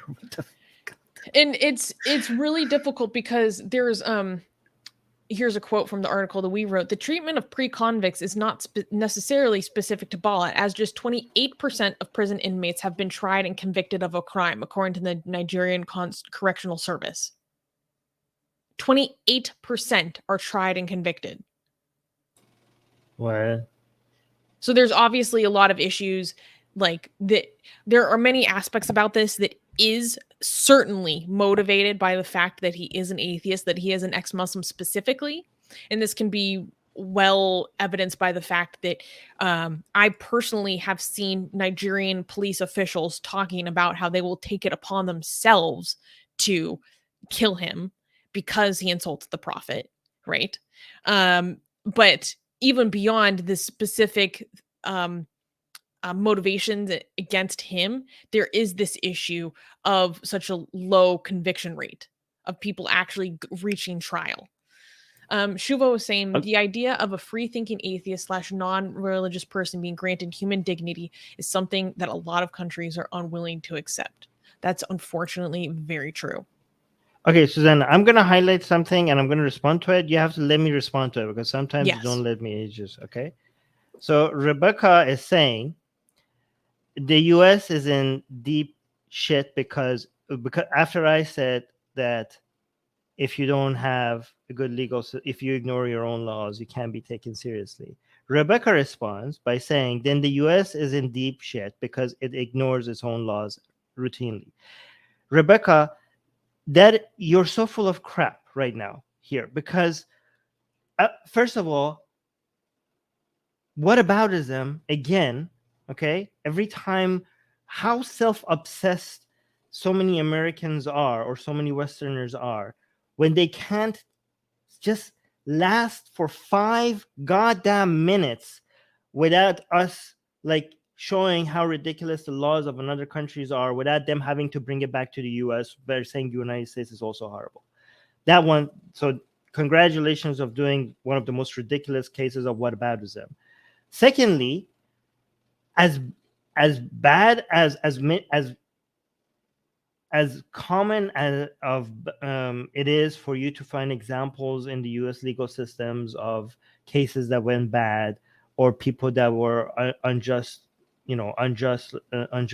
treated, or judgments that were wrong. The United States, I know, like, if you're a leftist, for some of you leftists, it might be hard to hear, okay? If we don't condemn every goddamn thing about the US, or just constantly say that the US is evil and almost everything that it does. I know this might be hard for you to understand or hear, but United States has one of the best legal systems on the planet, okay? It has one of the most just and one of the strongest and one of the most reliable, with all its flaws, and there are plenty of flaws. There are plenty of flaws, but it is still one of the most reliable and just legal systems on the goddamn planet. Okay? Okay. And it's not even comparable. Like, imagine in the United States, you were like you had a case like this, right? Where somebody was kidnapped for blasphemy by the police, was not able to have access to a lawyer for close to a year, just like nobody knew if he was even dead or alive, okay? With no access to a lawyer for blasphemy, and was forced to pray, right, as punishment. All of this at the same time. Like, find me an example of that. Like, it's not even comparable. It's ridiculous to even suggest something like that. But yeah. I wanted to quickly highlight that I put it in the live chat. Wait a second. That Humanist International has a campaign where they are raising money for Mubarak Bala's defense. So I put the link to this in the description at justgiving.com/campaign/free Mubarak Bala with hyphens in between. So please consider donating to this. Humanist International is an extremely reputable humanist organization, and they do insanely good work, and they are basically one of the primary people taking up the cause of Mubarak Bala's defense, and they are who I go to first to see what the updates on his case are. So please consider donating to this. And I would also highly recommend that people check out this article that was just released by the Associated Press, because it was called "Non-Believers Across Africa Risk Freedom and Family Support." And this is partially what our article was based off of, because I was impressed and very excited to see the issues that African atheists face highlight in such a big publication as the Associated Press. So they interview Mubarak Bala's wife, they interview his legal team, they also interview other people like that are involved in the Atheists of Kenya, or even Leo Igwe, who Armin and I got to talk to last year about the case of Mubarak Bala, an amazing Nigerian atheist and humanist. And I think it's really important that we highlight the issues that atheists face in Africa specifically, because like this article gets into, they say that basically to be African, it is assumed that you are deeply religious. And to not be religious and to actually reject faith is seen by some people to reject your Africanness. So I feel really compelled to highlight what African atheists go through and stand with them against the discrimination that they face. I'm so glad to see this on AP, because, a lot of people, we went through a phase where a lot of people assumed that talking about atheism and people being mistreated for their lack of religion was just like cringy atheist Reddit talk on on social media, or people just trying to be edgy, and people who thought that they're like superior or extra smart for just being atheists, and just wanted to take part in the victimhood Olympics. That was the perception a lot of people had, because atheism did go through a cringy phase on social media as well. I mean, it was inevitable. But like coming out of that, I'm glad like this, like it's being taken seriously. Like it's not like, just because you meet like cringy atheists online doesn't mean that like non-believers are not being mistreated. When you see like such a AP highlighting it like that, it gives you hope that maybe like this will not be ignored, because it is, guys. We're not, me and Susanna, we're not trying to take part in the victimhood Olympics, because me and Susanna are fine. Okay, like we're not trying to be like, oh, poor us atheists, look at us, feel sorry for us atheists. Me and Susanna, we're not facing any of this. We're completely secure. Okay, like so, like we're not trying to make you sympathize with us. Okay, but it is true for other atheists that they're one of the most ignored groups out there when it comes to the level of threats and oppression that they face. Like almost every other minority group gets more attention than this group when people come after them. I'm not saying those other groups shouldn't get their attention. They should. Okay, but if you go after Muslims, Hindus, Buddhists, Jewish people, to the extent that you go after non-believers, there are institutions, organizations, fundraising campaigns, advocacy groups. There is a major backlash, and rightfully so. Again, rightfully so. Good for them that they make sure that there is a backlash. But when it comes to atheists, we just have to rely on, hopefully AP will cover it, because we don't have strong advocacy groups. Okay. And again, this is why you have to support organizations like, what was the other one? Humanist International, and also Atheist Republic. Okay, because we are trying to be the backlash that doesn't exist when they go after atheists. Okay, so please help us out. And Secular Rarity is saying, speaking of, did you know the Atheist Republic has a Cape Town-based YouTube channel? Yes, speaking of highlighting and amplifying African atheists, go check out the YouTube channel, Atheist Republic Cape Town, where started by people from our Cape Town consulate, highlighting not only atheists from South Africa, but actually atheists across Africa in general. In fact, Dean, who runs the channel and our Cape Town consulate, recently told me that they are going to be expanding not only from English videos, but they're going to be expanding to Afrikaans language content. So that's awesome. That's fantastic. The Asian American is saying Armin is checking his privilege. Well, I can't just claim that I'm a leftist. I have to act like it as well sometimes, right?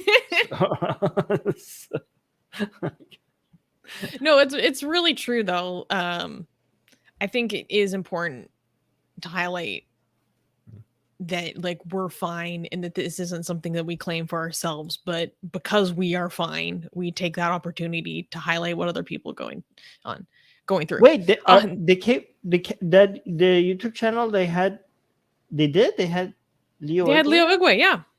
Oh I love God. Leo. Guys, He's go the check best. him out. Go check them Leo out. What Igwe should is people one search? of the most inspiring atheist activists I've ever What should people talked search to. for on YouTube to find the channel? Just Atheist Republic Cape Town. Okay, guys, search for Atheist Republic Cape Town to find the channel. Okay. Or if you're on our YouTube channel, you can go to our channels tab and you should find it easily. And would they cover atheism and religion related stuff, mostly focus on Africa? Yeah, they mostly interview African atheists just to talk about their experience. So if you're interested in Africa and atheism at the same time, that's the channel for you. Okay. Cool. A music guy being a fantastic mod and put a link right in the live chat. Thank you, music guy. Okay, cool. Can we clap for the next news? No. I'm sorry. We don't have a lot of clappy news this week. Okay. I'm not going to lie. Next news. Indian Muslim man beaten to death. Hate crime alleged. On December 14th, Rahul Khan, a 22-year-old Muslim from Hosanganbad village in Haryana's Palwal district, succumbed to his injuries after being assaulted. On the day of the incident, Rahul went to a wedding ceremony with his friends. He was accused by his friends of stealing a phone and was beaten severely, leading to his eventual death. The next day, his family was told that Rahul had been killed in a hit-and-run collision. The post-mortem report, however, clearly showed that the cause of death was assault. Soon, Khan's family was made aware of footage of their son being beaten. In the viral video that led to the arrest of all three suspects, one of the men allegedly repeated, "I am a Hindu," as Khan was being attacked. That was enough for Khan's family to declare Rahul Khan's murder a hate crime. For now, the police consider this incident as an act of vigilantism, with faith having nothing to do with the murder. Wait.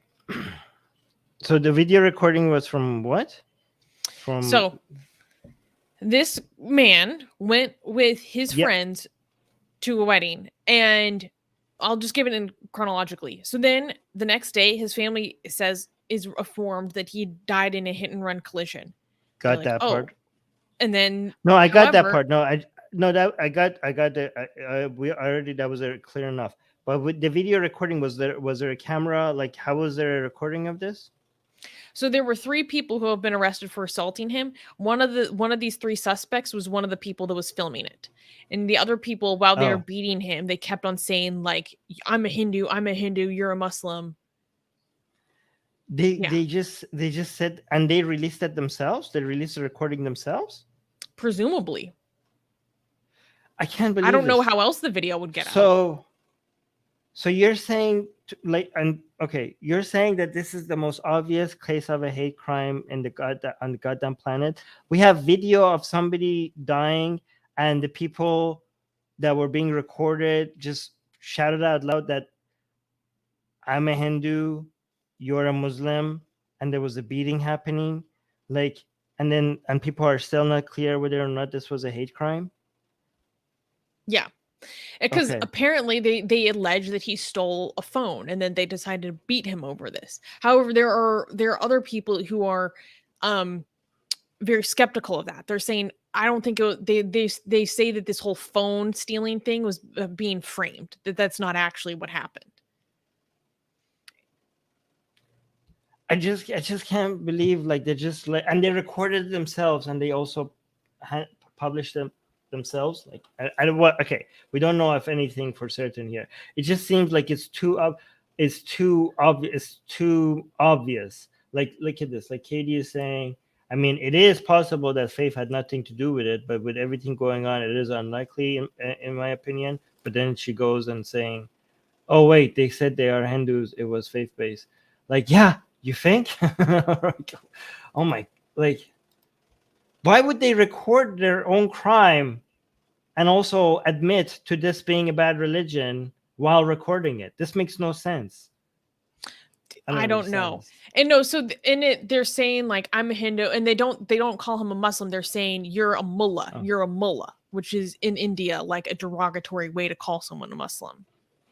It's not like how we talk about mullahs in Iran. It's not quite the same.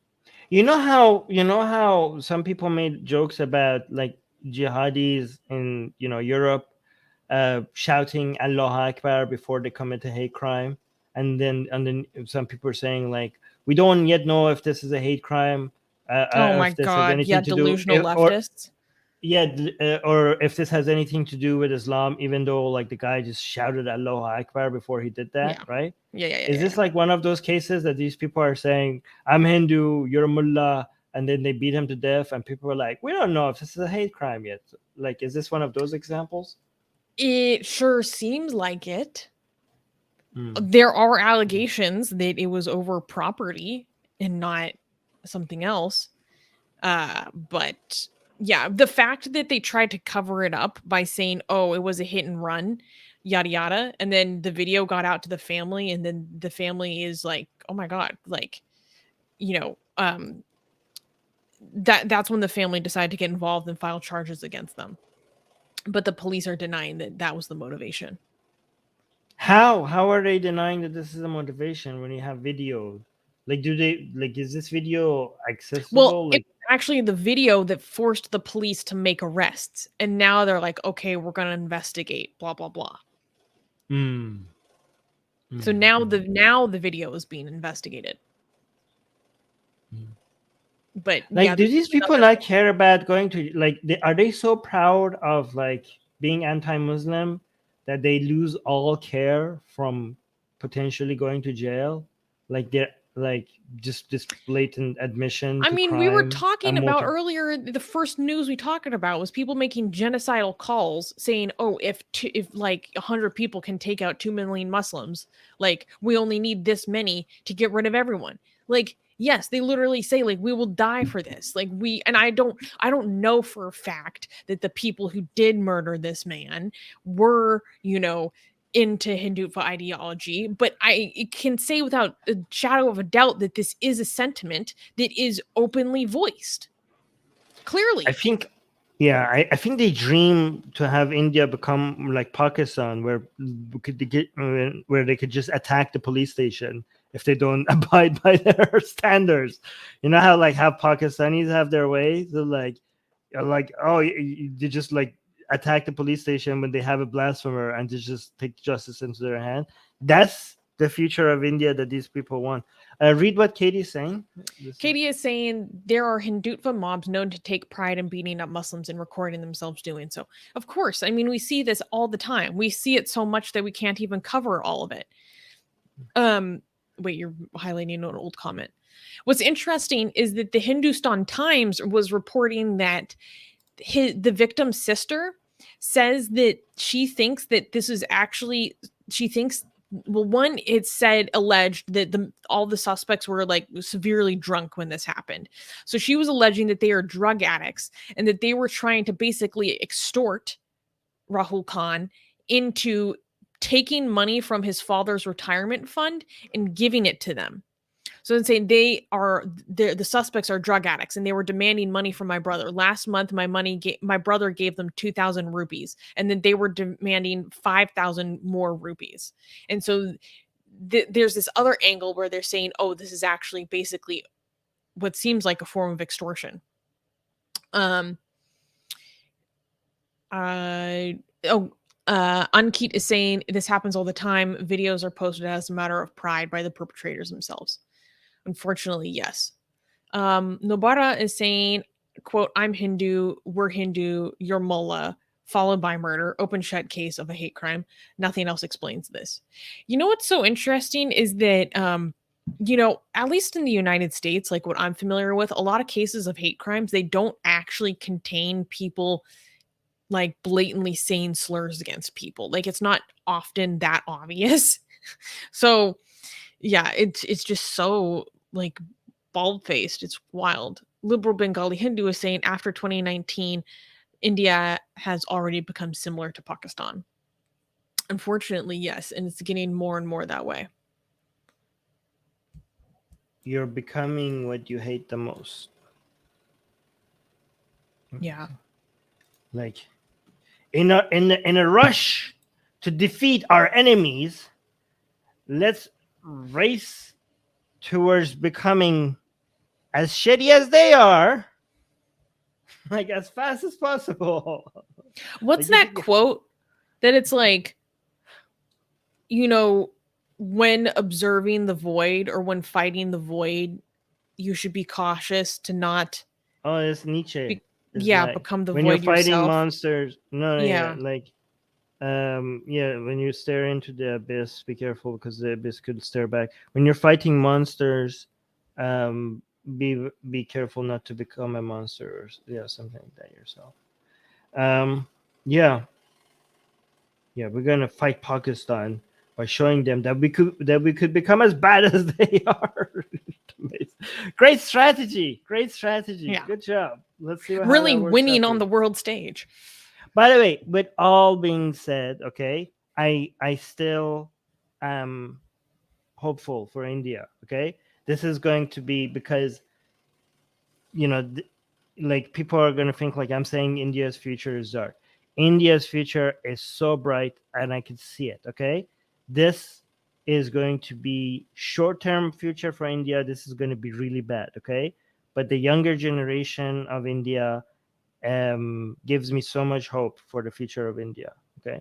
The younger generation of India is more concerned with education, entrepreneurship, connections with the rest of the world, progress, better values.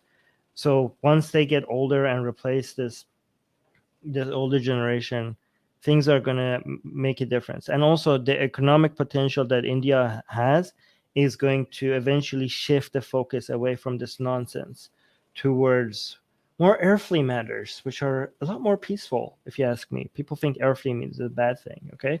But we've seen how your heavenly stuff, how peaceful and how calming they are to society. Like, so yeah, we rather people focus more on earthly stuff, right? But yeah, I think like that economic development eventually is going to, because when it comes to the power of the economy, nothing is more powerful than shifting people's priority away from this nonsense more than a strong economy.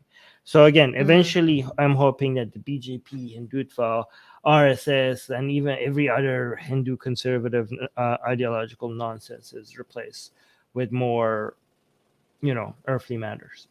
And I got a really, I got a really interesting message on Instagram, because I have a lot of Indian followers on Instagram, and link in the description, by the way, if you want to follow me or give me feedback.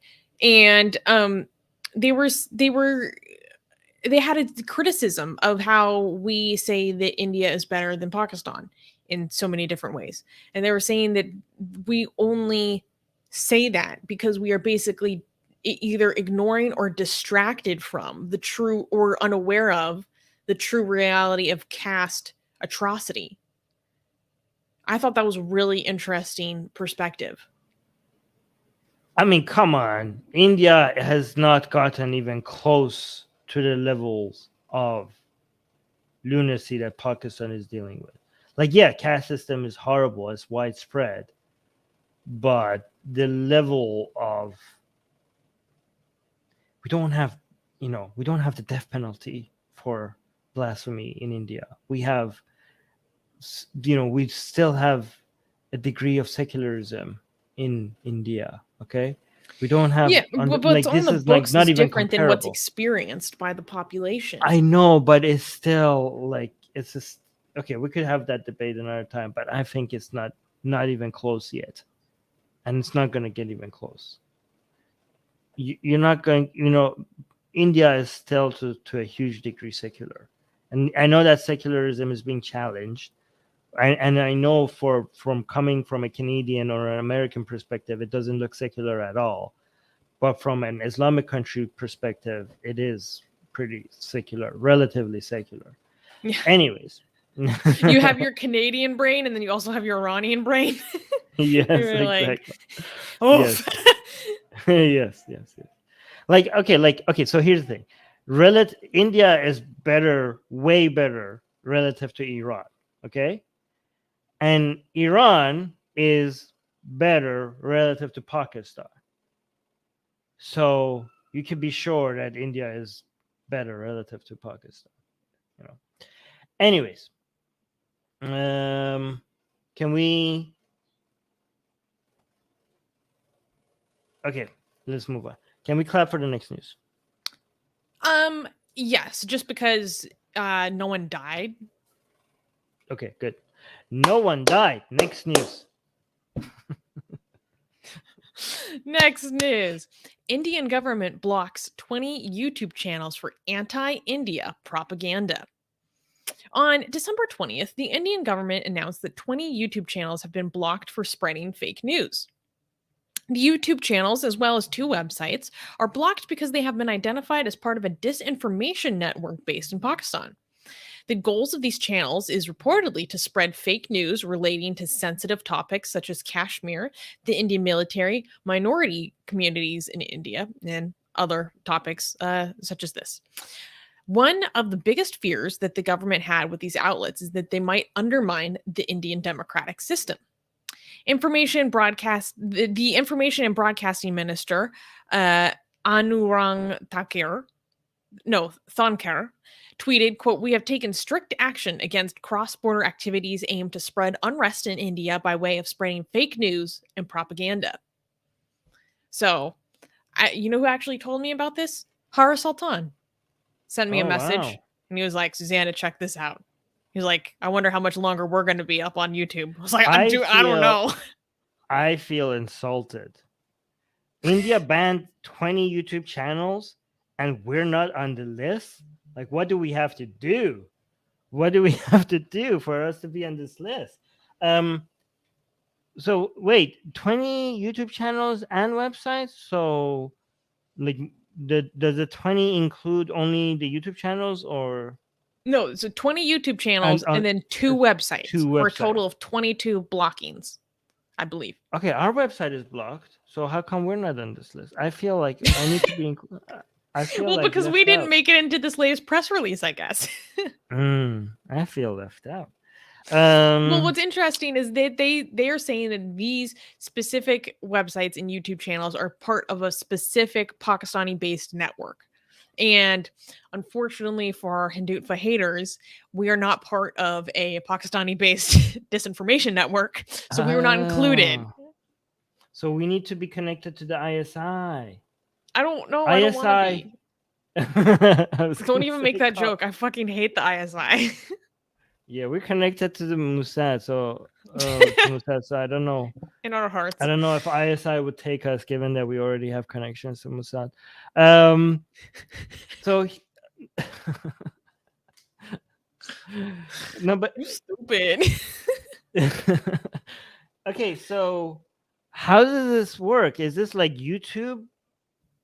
Because you can't block channels on YouTube unless you're blocking the entire, like, there's like, does YouTube work with India to make this happen? That's actually a good point. That wasn't something that was made clear in the research I was doing on this, because in Pakistan, like, YouTube does have its own URL for it's like youtube.pk, so that Pakistan can further regulate it more than other countries, right? I don't think that's the case in India. So it would be a lot more difficult to do these blockings across the Indian market, because like, if it was part of the URL that the channel was always embedded in the video URL, like, that would be a lot easier, but it's not. Well, I mean, this would be very important information to have, like, was if YouTube was involved in helping India to block these channels or not. Like, we want to know if YouTube is giving in to India's demands. This is very important. I think this is the most important part of this news that we need to figure out. I didn't see anything clarifying that issue, even from like, liberal or left-leaning networks in India, or man, where are my words today? News websites. Guys, you guys can't keep guessing how a company's policy is going to be like based on the CEO's religion or nationality. Like, how simplistic do you guys have to be about trying to guess an entire policy of a company? You really think, like, people keep saying that about Twitter as well, like, oh, now Twitter CEO is Indian, so this is going to change their policy. Like, but then they realize that, because they say that because they think that he's pro BJP, and then they realize that he's a Muslim, so then they think that he it has like some sort of leftist Islamist like amalgamation agenda. It's like, well, which is it? Like, pick your bigotry. Okay, you can't say I was trolling if you do not add like a tears of joy emoji or a tongues out emoji. How could, like, given that this channel gets so many moronic comments, you cannot expect your trolling to be recognized as trolling if you do not put like an emoji. Like, you think like, oh, how could you not tell that this was a trolling behavior? Have you seen the comments that we get on this live chat? Okay, so if you want to troll and be recognized as being trolling, you have to like put the proper emojis. Okay, so What? Armin makes a demand for emojis. What I Yes, thought I was demand interesting emoji. was I was actually trying to look into what was blocked because obviously it's not blocked for me. And so, well, one, there was a language barrier, so it's a little bit hard for me to really differentiate like are these like legitimate blocks? Are they actually spreading fake news? Like what's going on? And actually a lot of these websites were spreading fake news. So one of them was that like Erdogan had issued all these like mercenaries to go fight in Kashmir. Like others was that I think something like Biden put sanctions on India over like anti-Christian attacks, like all this so like stuff that's like patently not true. And so it's really interesting for me to consider like how should the state act in situations like this? You know, like should they straight up block these things? Because in the US, obviously we've had a huge issue with disinformation and our elections, but and we are so far away from figuring out any form of solution into it, but a lot of it has come down to just bringing these companies before congressional hearings to get them to try to get their shit together, and that hasn't worked too well. But I don't know, how do you think a country should respond to something like this? Like what exactly? Like if there is actually legitimate fake news that's being disseminated that could have actual implications on your democratic processes, because from their press release or what the government is saying about this, that is their Mhm. motive. You know, we're automatically skeptical Is of this the allegation Modi true? government being Okay. censorial, but in Right, general, how would you deal with that issue? You know, I'm trying to think of this a little more objectively than just, oh, Modi government bad. I would just do. I mean, I might be wrong about this, but I think the solution would be to put out a counter narrative and just like clarify, fact checked. You know what I mean? Just put out the your own information out there, and just show why this information is wrong. I don't think there's like.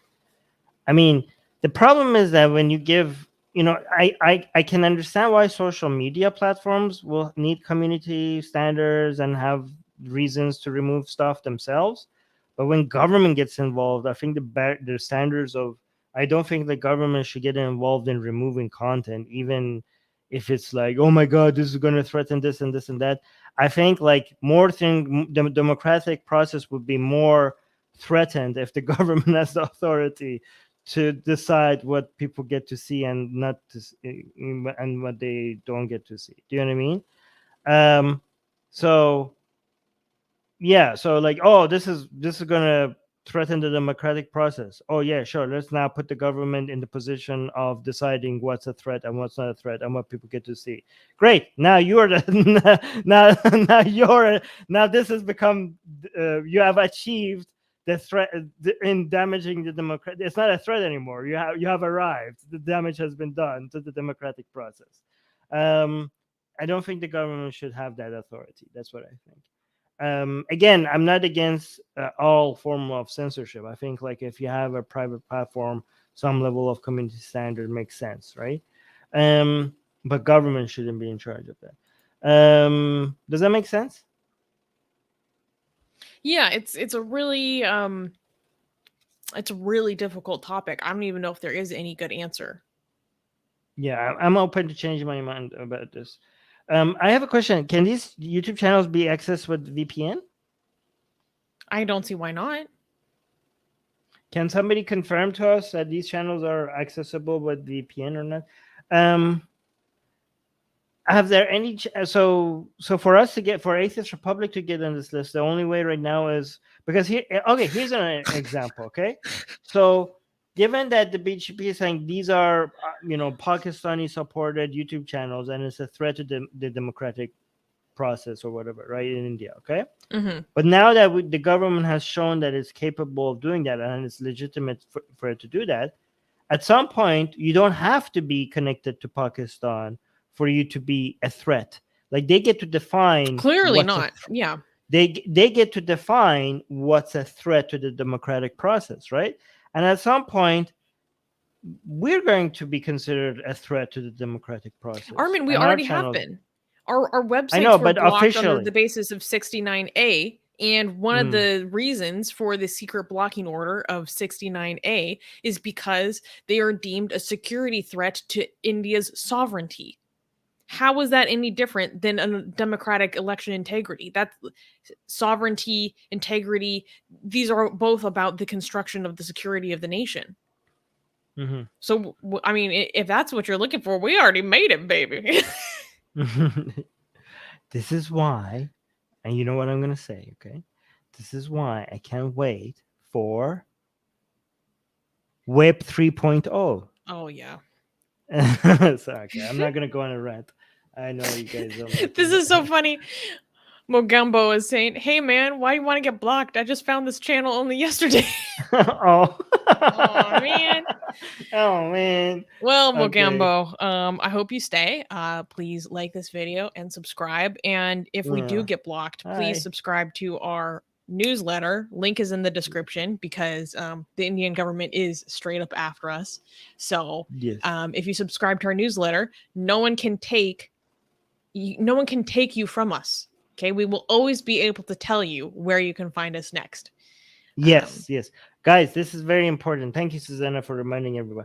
Make sure you're subscribed to our newsletter. Nobody can take that away from us. Okay, we own the list. It's nobody can take that. Okay, and wherever we are, you will find us.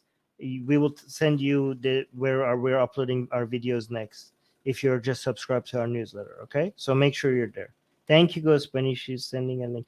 And we have gifts. We come with gifts in our newsletter. So when you subscribe, you're like, I just subscribed just to be able to stay connected to Armin and Susanna, giving me their takes on the news. I didn't know they're gonna give me all these free gifts just because I'm in the newsletter. You're gonna be like, oh my god, it's amazing! This pleasant surprise. And some of our gifts are like books, but some of them are sexy. Okay, you're gonna be like, never mind. I was gonna say a joke. We might get canceled if I say. All right. So subscribe to our newsletter so no one can take you from us. No one can take you from us. We I'll don't just want always you be to right here with my heart. Oh. All right. Can we? I think that hold might on. motivate more people to join the newsletter if they just imagine that they're just held right here next to my chest. Okay. Just like, you're right here. I'll keep you safe. Oh. Okay. Yeah. And I'm like, yeah. No, I'm trying to stop myself from making I have so many things I want to say that are not appropriate, and I'm just resisting, it's just like, I know I'm not supposed to, so I'm just Vein popping out of the forehead.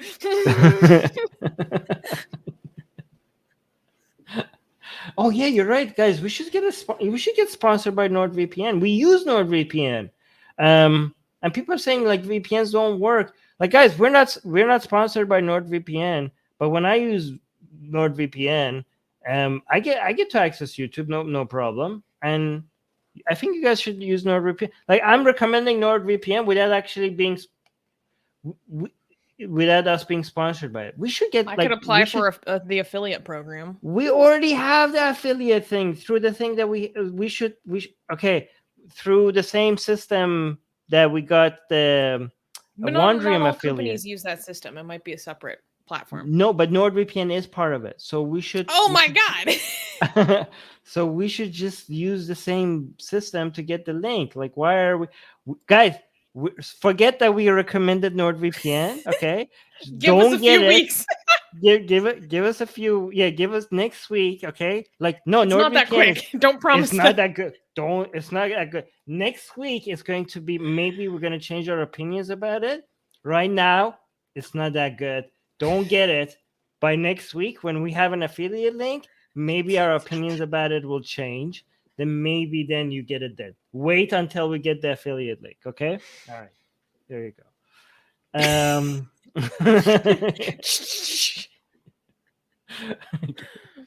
Okay. Oh wait, is the next news Sikh again? Yes, this is what I was talking about earlier. I probably should have had them one after the other. Oh, we can't clap for this one either. No. Okay. Next news. Next news. Second mob lynching in 1 week for sacrilege of Sikh holy sites. On December 18th, a man in the Kapurthala district was lynched by a mob for supposedly disrespecting the Nishan Sahib, or the Sikh flag, by locals. Oh my goodness. Harkamalpreet Singh, a police officer at the scene, explained that the man tried to steal the flag. The angry mob overpowered the officers who were apprehending the suspect and beat him to death. A few hours prior to this incident, a man was beaten to death by a crowd for attempting to steal a ceremonial sword that was placed next to the Sikh holy book at the Golden Temple at Amritsar. Sacrilege cases are historically not given as much attention compared to other crimes in the region, which some say motivates the mob justice. Jarnal Singh Dogra, a Gujwara, there we go, a Gujwara official, said to NDTV, quote, "This was an unfortunate event. Such incidents are happening repeatedly." So what's interesting is, so just to clarify, in terms of these two different lynchings that happened over Sikh blasphemy over the past week, sometimes the timeline of when they happened are reported differently. But in general, it's reported that these happened either within 24 hours of each other or within 2 days of each other. It was like boom, boom, right after another. And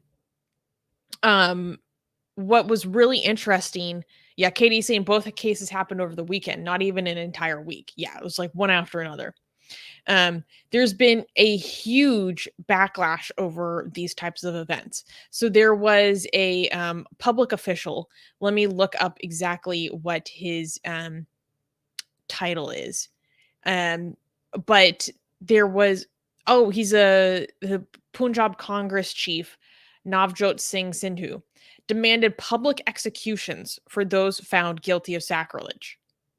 So he's saying he declared that people should be publicly hanged for sacrilege.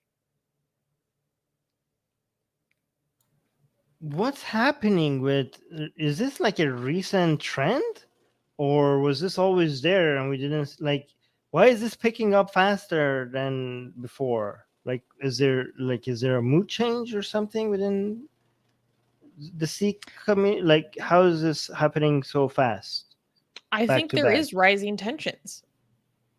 Partially, it does have to do with the elections happening in the area. I think that's part of it.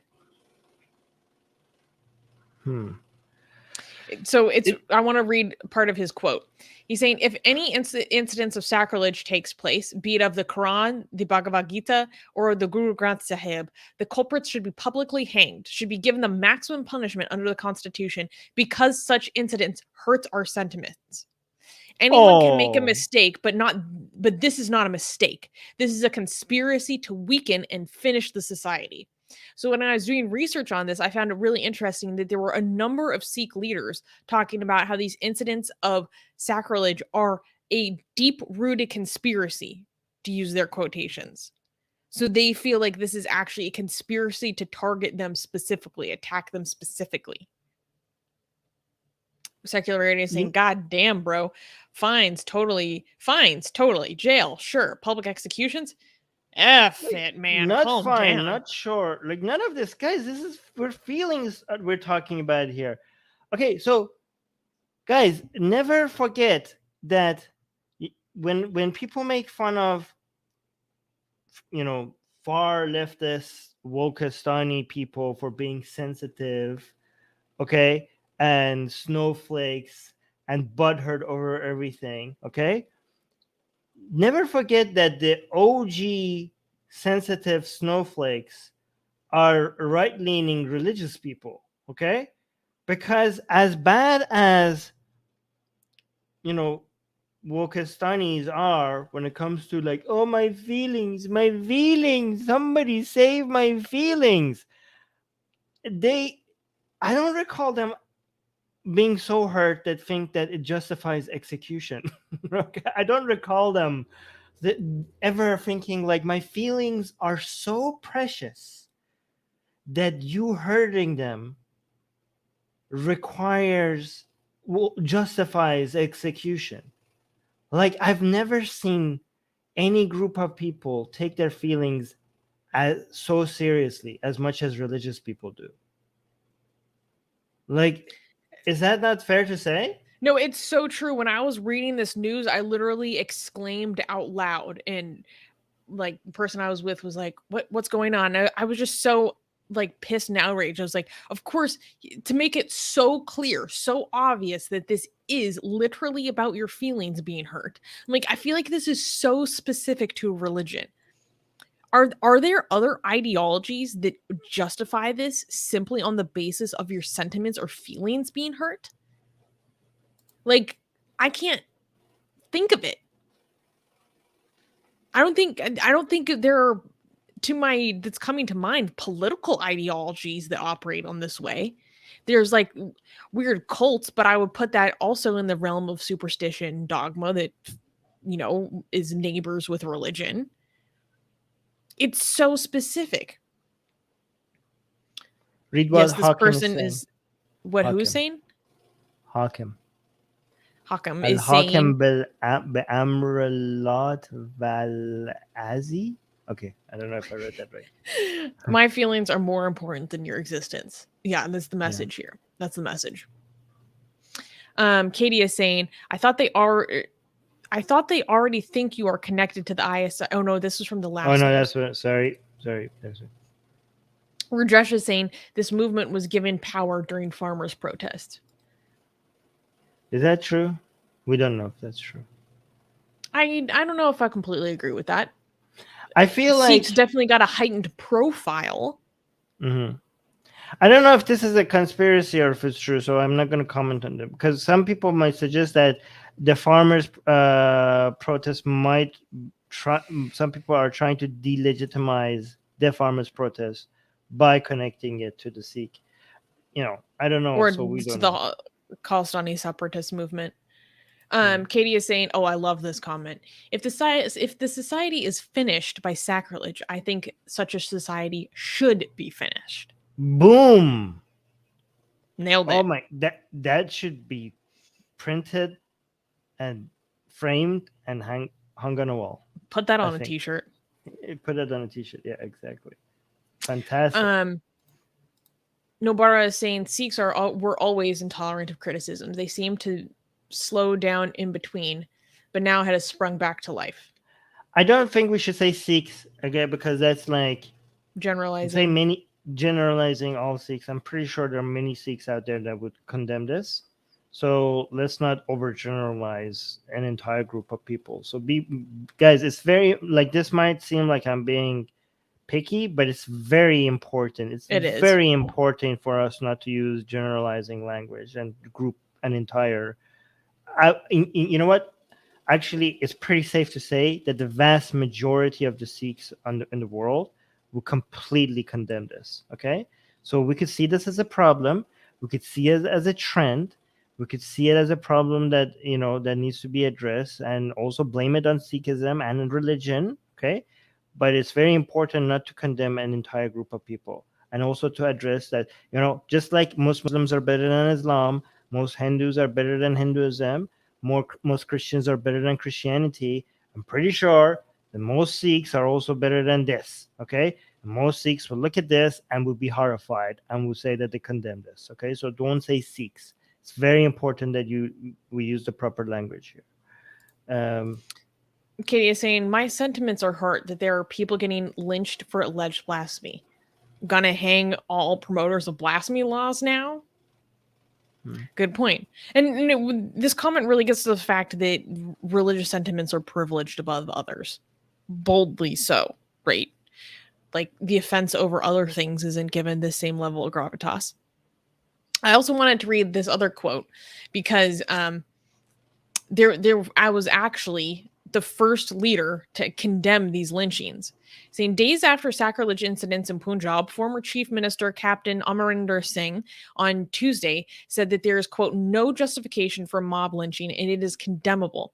To a question on lynchings in Amritsar and Kapurthala, Captain Amarinder said that the accused should have been handed over to the police. Quote, no civilized society can and should approve of such killings.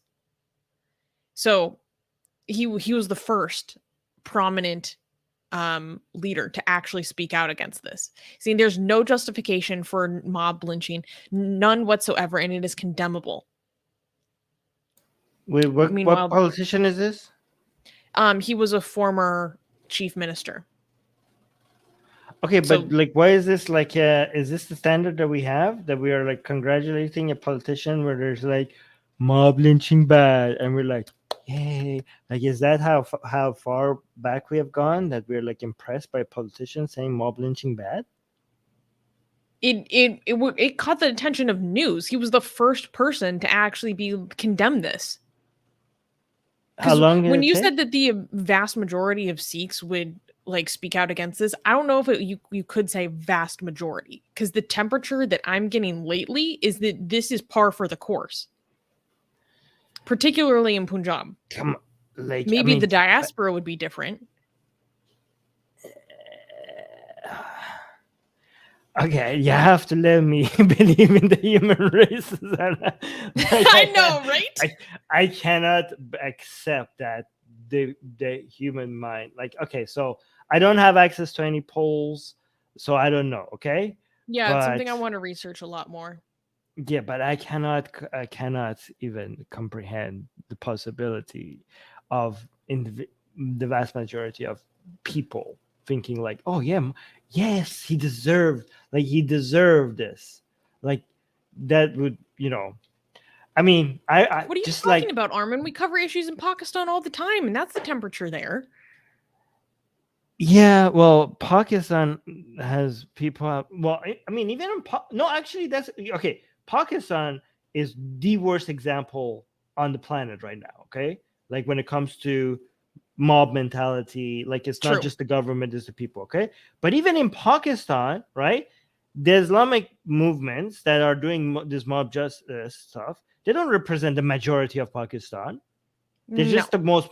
Yeah, I see. No, you're right. You're right. Okay, so even in the worst country, right, most people there are not part of the group that goes and gets these like violent justice. Like they condemn that, and in fact, they shock. Like most Pakistanis are, when they see this, are shocked about where their country is heading. Right?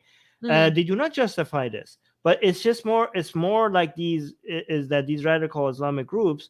They're just the loudest ones, and the most willing to come out, and the most willing to take risk, and the most willing to sacrifice their own lives for their beliefs. But they're not the majority.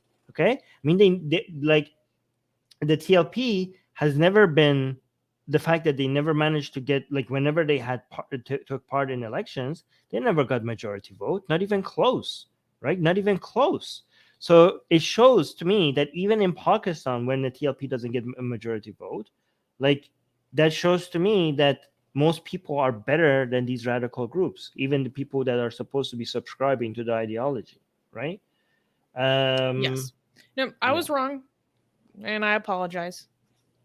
I am not afraid to say I stand corrected. So thank you. Well, that's impressive. No, yeah, let's get into it. I'll accept that. Let me know if you name has an interesting comment. He's saying, "Whoops." In an honor-based society, vengeance is an acceptable way to get justice. I think that's very true, and this is something I still grapple to understand because I wasn't raised in an honor-based society. Well, let me actually part of honor-based society is an unreliable justice system. You know what I mean? Like, you tend to get honor-based societies because you need another framework for justice when you can't rely on a framework that the government is providing You know what I mean? So you can't just be blaming. I mean, you can blame society, but you can't just blame the society. You could also blame the lack of alternatives, because people will, find alternatives if you don't provide them something strong to rely on for justice, right?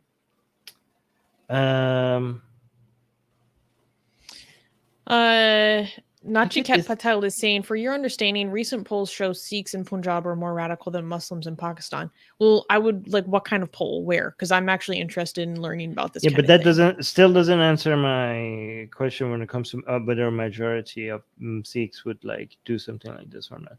Look at this. No. Look at this comment. Look at this. Armin and Susanna don't know about Sikhs extremism yet. LOL. Hey. Probably because they are less in population. We just did so many streams right now about Sikhs. Okay, we have a history of talking about Sikhs. We have discussed the Sikhs so many times on our channel. Like maybe we should say Beep Boop don't know much about Armin and Susanna. LOL. Probably because your Beep Boop is either an idiot or speaks before actually trying to. Before watching the rest of our streams, or before actually doing even a little bit of research before speaking out. Okay, maybe because Beep Boop just comments without actually checking whether what they're saying is true or not. Maybe that's why. LOL. Okay, so there's that. Isn't the largest, or either the largest or the most deadly violent extremist attack in Canada's history, like yes. a Sikh separatist? Yes. Yeah. So like, so we know that people like, oh, we don't know about radical Sikhs. Oh, by the way, something about Sikhs, which is kind of interesting. Like they keep telling us that, oh, we keep carrying a dagger because we're peaceful, and like it's a symbol of being peaceful. Like, why is it a symbol of being peaceful? It's like because you're never supposed to take it out unless you draw blood. So the fact that you're not supposed to take it out unless you draw blood, that makes it a symbol of peace, because that means that you just don't, unshield your sword or dagger or whatever, like unless you really mean it. That doesn't sound peaceful at all. I'm not too comforted by that, man. I'm not getting peaceful vibes. You don't pull it out unless you're intending to inflict serious damage. So you're like, oh, wait a second. I like, how is that peaceful? It's like, no, you're not listening, Armin. We only draw to kill. No, you're not listening. The reason why it's peaceful, it means that we don't just like it. We don't. It's unlikely for us to just pull out our sword, okay? Because we are like very selective for when we pull out our sword. I'm like, okay, just stay away from me. Like I don't like people who are anyways. Okay, I'm gonna ban some people who are like putting some weird URLs in our live chat. Okay, can we? Oh, here, let's read this one while I bring the next one. Rudresh is saying Sikhs do public service and don't convert, so they generally have a positive attitude among people. So this is like the public image that they get, right? Mm-hmm. But then this stuff goes down, which is why I highlight it, because a lot of people say, oh, if I was going to convert to any religion, it'd be like Sikhism or to be Sikh. And I'm like, there's some wild stuff that happens. Like it's not every religion has a PR front, okay, and which is needed. I mean, if a religion was purely evil, it would just eradicate within one generation. You need you can't last without a good PR front, right? So yeah. So yeah, Sikhism has public service and they give out free food, and they're often very delicious, okay, and very good. Oh my god, I'm getting hungry. But wait, now I am hungry. Yeah. Actually, they're pretty fattening. So maybe it's not a public. It's a public disservice because it's fattening up people. it's not good. Taking people away from the true light of Arminism, which is to make the world Yeah. lean. It's actually it's increasing the cost of healthcare. That's what it's doing. Okay, so no, okay, so no, what was I saying? But okay, but Christianity also has, you know how many Christian charities there are, right? You know how many the world charities, I say Christian charities are, they are like they are called charities, but they're actually PR fronts for the Christian brand. Okay, and also Islam has zakat. It's like it's one of the 5 pillars of Islam. Is like charity is one of the 5 pillars of Islam, right? So if you think Sikhism is like should be like, oh, Sikhism is okay, it's not like Islam or Christianity. Look, they give out free food, they have public service. Well, if that's your excuse for Sikhism, then Islam is good, Christianity is good, Hinduism is good, all religions are good because they all have that. They all have that. So you can't use that as an excuse. What do you? What? You're still laughing about the public hazard situation? No, because Ghost Bunny's saying Susie snorts. So cute. Oh, I do snort when I laugh. it's- yeah, it is cute. All right. I'm gonna give another. No. Okay. Can we clap for the next news? Wait, one more comment. This is interesting. Mubarak is saying Sikhs, like every other group out there, have their ups and downs. Till the 1990s, Punjabi Hindu families used to donate their eldest sons to gurdwaras to be raised as Sikhs. Yeah, this is why we don't Interesting. we don't collectively judge an entire group of people. Okay, this is why we don't judge Muslims, we don't judge Christians, we don't judge Hindus, we don't judge Sikhs, because there are many good Muslims and bad Muslims, good Christians and bad Christians, good Hindus and bad Hindus, good Sikhs and bad Sikhs, good atheists and bad atheists. Okay, you can't collectively judge an entire group of people. Okay, there are even individuals who used to be good and now they're bad, or used to be bad and now they're good. Like, even you can't even judge an one individual. Okay, like entire individual. Okay, so what makes you think you could judge an entire group of people? But that's why we judge religions. Okay, and it's easy, guys. It's so easy to judge religions. We have like the easiest job on the whole planet. You know why? Because they're all moronic. They're all based on nonsense. They're all based on faith. Okay, we don't judge people, we judge religions, and we don't really need that much to go to justify ourselves, because they're all based on magic. They're all based on lala and woo and mysticism and revelation. Okay, that's all you need. That's all you need to be like, okay, this is nonsense. This is pathetic. This is weak. This is lame. This needs to be eradicated. We need to move on. We need to progress. Let go of this, all this like woo fuckery. Come on, guys. Like, we need to progress to the 21st century. Please let us move on. Okay, it's easier to judge religions than people. Okay, people are complicated. Religions are just a bunch of nonsensical texts that make no sense at all. Okay, I mean, they make sense if you look at it from a historical perspective and they're interesting, but from like a metaphysical or like claims about the universe or nature, they are absolute garbage nonsense. It's so obvious that they're garbage nonsense. Okay. Anyways.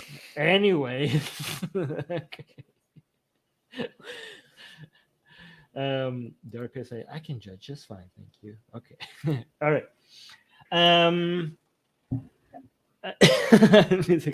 Be modern already. Yes, exactly. Be modern already. That should be my tagline. Be modern already. Modernize. No, it should be, I'm just trying to transcend my human form, god damn it. All right, can we clap for the next news? Yes. Can we clap for the next news? Next news. Teacher who harassed non-religious students loses court appeal. On December 16th, American Atheists announced their success in a lawsuit on behalf of Mary Lee Oliver, a non religious high school student in Houston, Texas. The lawsuit was filed against Marie's teacher, Benji Arnold, who retaliated against her for sitting out from reciting the Pledge of Allegiance. The Fifth Circuit Court of Appeals refused to grant Benji qualified immunity in June. He then petitioned for a new hearing. On December 15th, by a vote of 10-7, the Fifth Circuit Court of Appeals rejected his request. Jeffrey T. Blackwell, American Atheist Litigation Counsel, said, quote, "This is an important victory for non-religious Americans and all Americans." He added, "The classroom is not a pulpit. It is a place of education, not indoctrination. No student should be punished for exercising her First Amendment rights." Mary's civil rights lawyer, Randall Kalinen, said, quote, "A student's right to peaceful freedom of expression does not end at the schoolhouse steps." Wow, what a major victory. This is great. Yeah, so what happened was the student objected to reciting, the student not only objected to reciting under God, but did not feel that liberty and justice to all, as within the Pledge of Allegiance, applied to all citizens, specifically citizens of color. And this was fascinating. So I was actually reading through the decision from the court about this, and it was really interesting because the judge who wrote the statement that summarized the belief of the majority, who ruled in this way, he, from reading his writings, you can tell he's an extremely anti-woke person, but he was completely against this teacher trying to force his more conservative opinions onto these students. Even though, by the way that he writes and what he's citing, you can tell he is very much against wokeism. Like it's reflected constantly in his writings on this judgment. Like what? Wait, who's? Can you be? And so wait, who's the anti-woke person we're referring to? The judge who wrote the majority opinion on this case. Okay. Saying it's a sad fact of modern life in America that the culture wars are no longer limited to skirmishes between elected officials on Capitol Hill or in our state capitals. They are increasingly fought by students and parents in the classrooms and before school boards across America. This is one such example. Viewing the evidence in light of the most favorable to the plaintiff, as we must at this stage, a public school teacher punished a student for refusing to embrace certain views on America, religion, and race. There are countless examples nationwide. Some teachers required to view students and others differently because of their race, notwithstanding our nation's commitment to racial equality and colorblindness. See Christopher F. Rufo, Woke Elementary, Cupertino Elementary School forces third graders to deconstruct their racial identities, then rank themselves according to their power and privilege. And critical race theory collides with the law. Can a school require students to confess their privilege in class? So those are two things he's citing. Others forbid students from using biological pronouns and other terms that invalidate a person's gender identity, notwithstanding the widely held view that biological pronouns invalidate no one but are dictated by science, faith, grammar, or tradition. Some teachers force students to express views deeply offensive to their faith. And still others compel students to endorse certain political positions. As is this case, these stories are allegations. It should go without saying that forcing a public school student to embrace certain particular political views serves no legitimate I always have such a hard time with this. Pedagogy. Whatever. We know what I'm talking about. Pedagogical. I think I got it. God damn it. It's okay. It's such a hard one. It's a tongue twister. No, I want to review what some of this teacher said to this student because it was so wild. Wait, let me find some of this.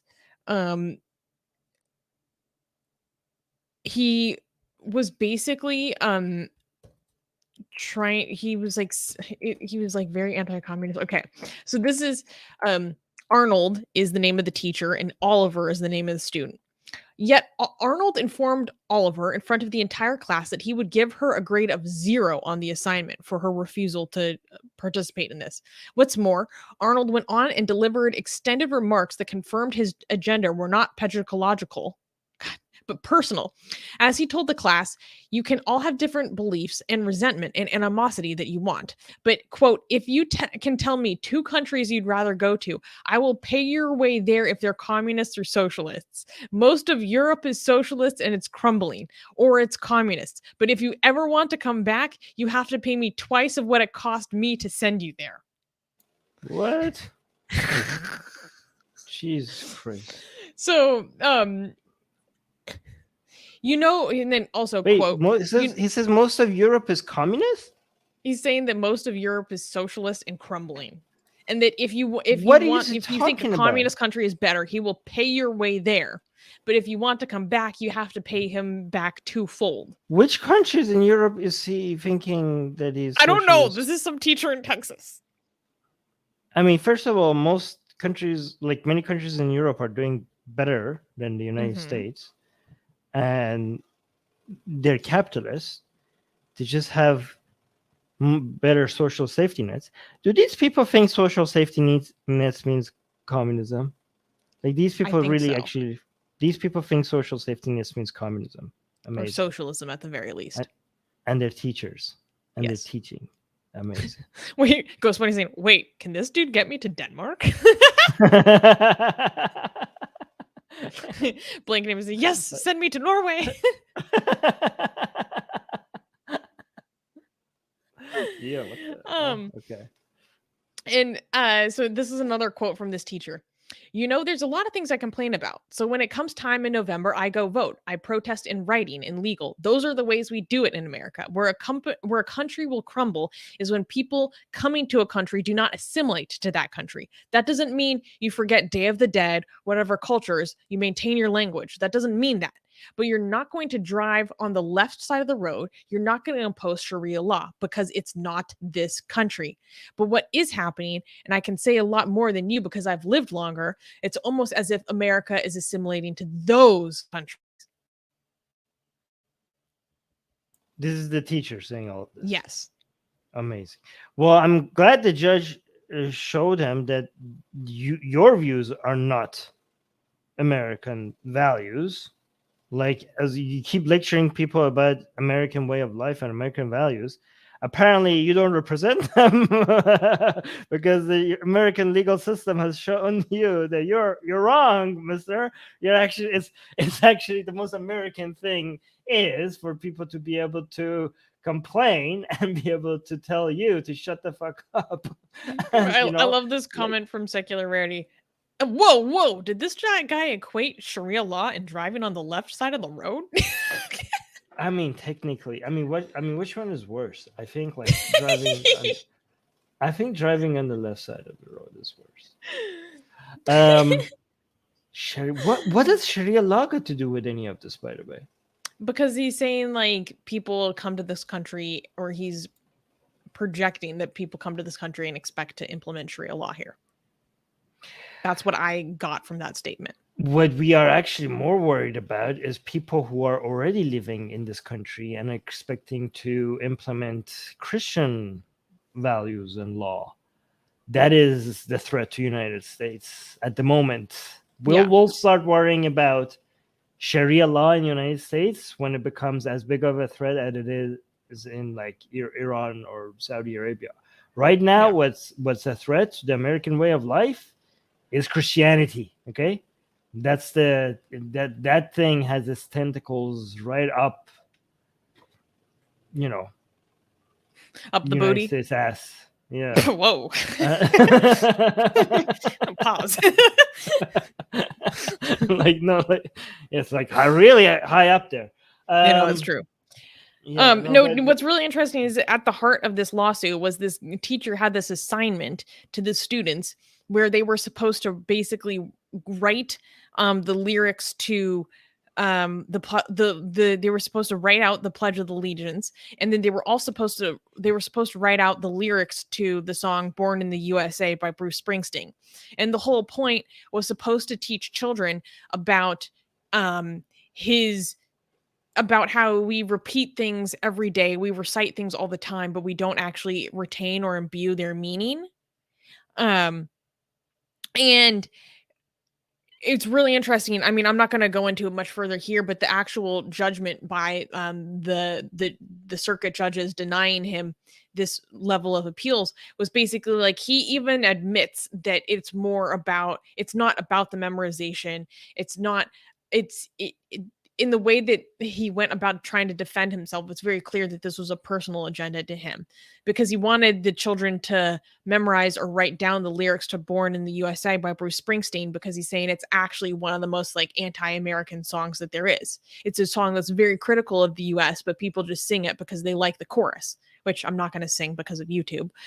But so the fact that this student didn't want to participate in this project because she had issues with what is said, it fits with the assignment actually, but he was going to like make her do it, even though she was going along with like being critical of just this like recitation without actually thinking through the meaning and what's being said and imbued. Yeah, teachers shouldn't be able to get to force students to do certain things. Well, that's not true, Armin. You have to be able to force students to do some things. You have to force them to sit still. You have to force them to eat lunch. What age? Well, these were high school students. Yeah, no, you shouldn't be able to force them to do anything. What are you talking about? If you can't make students do certain things, they are going to disrupt the learning environment of everyone else around them. You have to make kids do certain things. It's also about maintaining standards. Okay, we'll discuss this another time. But like getting them to sing something, like there should be like people should be able to say like, I don't want to sing that. I just want to address this. The unknown apostate is saying yes, but Christian law isn't as dangerous as Sharia law. Technically, yes. Effectively, no. Effectively, given that Christian values, I would say, is affecting the world superpower policies and laws, and especially foreign policy and climate change and everything like that, then in effect, even if it's a religion that is less political, because it's is affecting the most powerful country on the planet, the effect on the planet will be a lot more. I don't know if I'm making it clear what I'm trying to say or not. Okay, so Christianity is, in effect, even though it's like technically not as dangerous as Islam, but in effect is causing the most harm in the world because of its influence being felt so much more globally and in such more extreme levels than any other religion possibly could. So, for example, it would be a much bigger disaster if the world superpower was like an Islamic country. That would be really horrible. But right now, as it is, the world superpower is Christian. So Christianity is responsible for the greatest harm on the planet as we speak. That's just like, I mean, just the mere impact, just two examples will just cover all of the harm that you could think of, right? Just the impact that Christians have over electing people that don't take climate change seriously in the United States. The impacts of that is going to be more, the damage from that is going to be more than all this terrorist attacks combined will not cause more harm than neglecting climate change, right? So there's that. And also electing politicians who take foreign policy decisions based on Jerusalem being where Jesus is supposed to resurrect, and the destruction of Alaska Mosque and reconstructing the temple being the goal of these Christians and them having such a high voting power, that affecting international politics to such extreme ways, okay, is also damaging to the whole planet beyond even the most radical of Islamic groups. Again, it's not, I know inherently Islam is a more destructive religion, but it doesn't have that level of access to power as Christianity has. So in effect, Christianity is causing more harm. All right, so I'm going to see if you find any objections to what I just said while I go get the next news. No, just people agreeing with you. People really? No. Well, people liberal would be Bengali Hindu offended. is saying Christianity in medieval Europe was worse than the Islamic world at that time. Wait, let me see. Christianity in medieval Europe is worse than the Islamic world at that time. Yes, yeah, but we're talking about right now. We're talking about right now. Even right now, like if you look at case by case basis, Islamic harm looks worse than Christian harm. But if you look at aggregate harm, then Christianity, because of its influence on American politics, the aggregate harm of Christianity right now is worse in the world than Islam or than any other religion. What are these weird URLs people put there? Like, are they expecting somebody to like? I should ban every single one of these, right? Like, Yeah, are these just like it's spam. Okay, I'm just gonna keep blocking these things. Okay, cool. Should I clap? Wait, let me see if Yes, I we was can clap for the expecting next some news. backlash. Okay, next news. Next news, USA announces $5 million reward for info on the murder of atheist writer. On December 20th, the U.S. Department of State's Diplomatic Security Service, with its Rewards for Justice Office, offered a $5 million reward for information on the terrorist attack and murder of Avijit Roy. Roy was a naturalized U.S. citizen originally from Bangladesh. He was an engineer by profession and founded the blog Mukto Mona, or translation Free Mind, in 2000 to promote secular and humanist writings in Bangladesh. He was murdered on February 26, 2015, at an annual book affair in Dhaka. Roy and his wife were attacked by a group of people armed with machetes, leaving Roy dead and his wife severely injured. The person who led the attack, former Army Major Syed Ziaul Haq, is still on the run. Another fugitive involved in the murder is Akram Hussain. 4 others were charged and sentenced to death, with 1 sentenced to life in prison. More information about the reward can be found at rewardsforjustice.net. Wow, I'm so glad they're taking this so seriously. Yeah. I think people forget that he was, a U.S. citizen. Usually they just refer to him as Bangladeshi. I mean, he was Bangladeshi, but it's cool to. Well, I mean, what?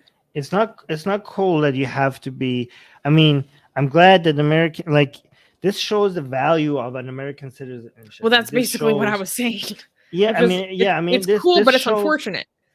Is I mean, I wish like other countries took protection of their citizens this seriously. You know what I mean? Like, no, I haven't seen any examples like of any country going so above and beyond, making in protecting their citizens the way United States does. Right? Some countries, even like Iran, for example, take advantage of the fact that they care less about their citizens than other countries.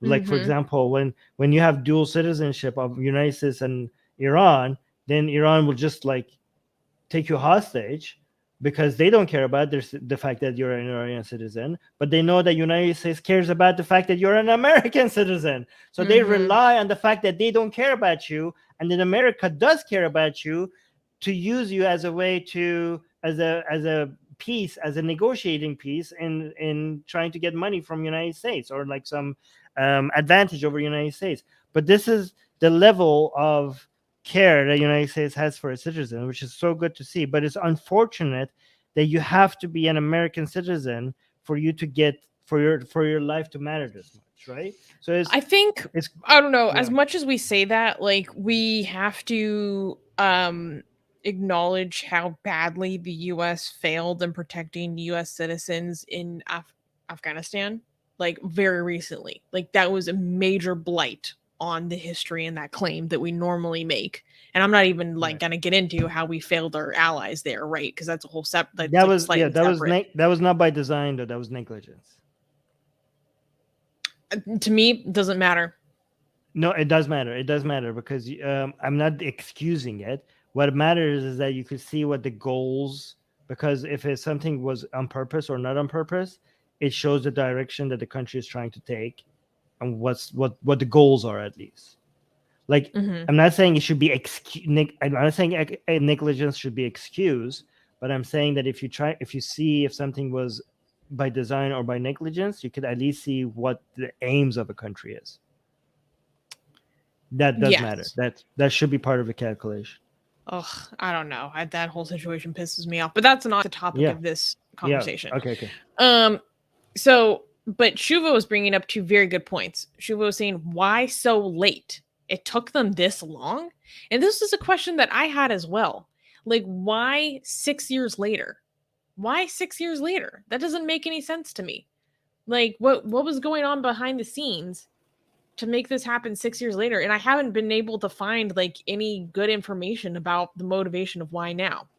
Shuva was also saying, if Abhijit was born in the States, would it take this long for such a decision to take place?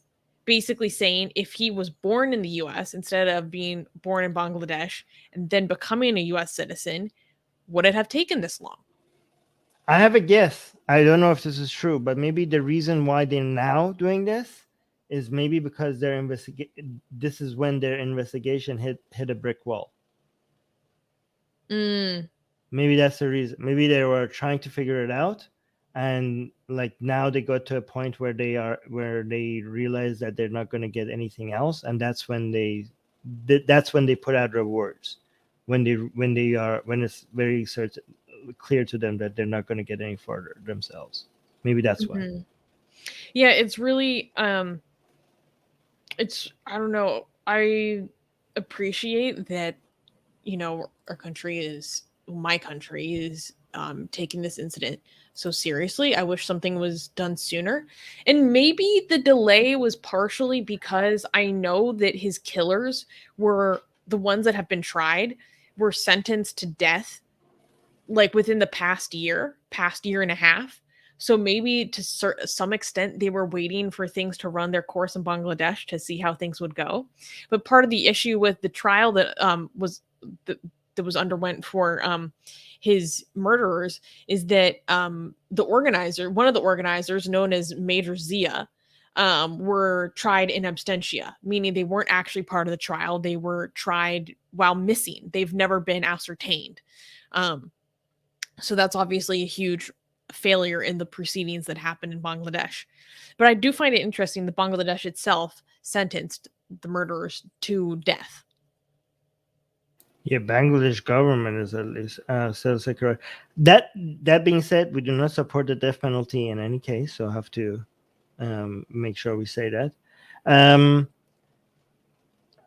Yeah, but when people say like, why wasn't this done earlier, it's not like this is the solution to everything at all times. It's not like every time a crime happens, people are like, oh, here's a reward for info on the murder. Like they usually like other ways are tried first before rewards are handed out. Like that's why you don't hear a reward for, you know, info on murderers like for all the time. Like that's why you see it. That's why they're so rare, because I don't think that it's very, so that might explain the delay. I right? think you're onto something. It is often the line of last defense. Yeah. I hope it results in something, and if it doesn't result in anything, I hope the fact that this reward is out there makes the person who's responsible for this murder live the rest of his life in stress. That's what I hope for. Yeah. So The feds are coming after you. No. Yeah. But I also like that. I don't like the messaging. I don't like to think about the fact that people feel like next time we go after a blasphemer, let's make sure they're not American. Like think about how unfortunate. Yeah. No, that's very true. That's really unfortunate. Yeah.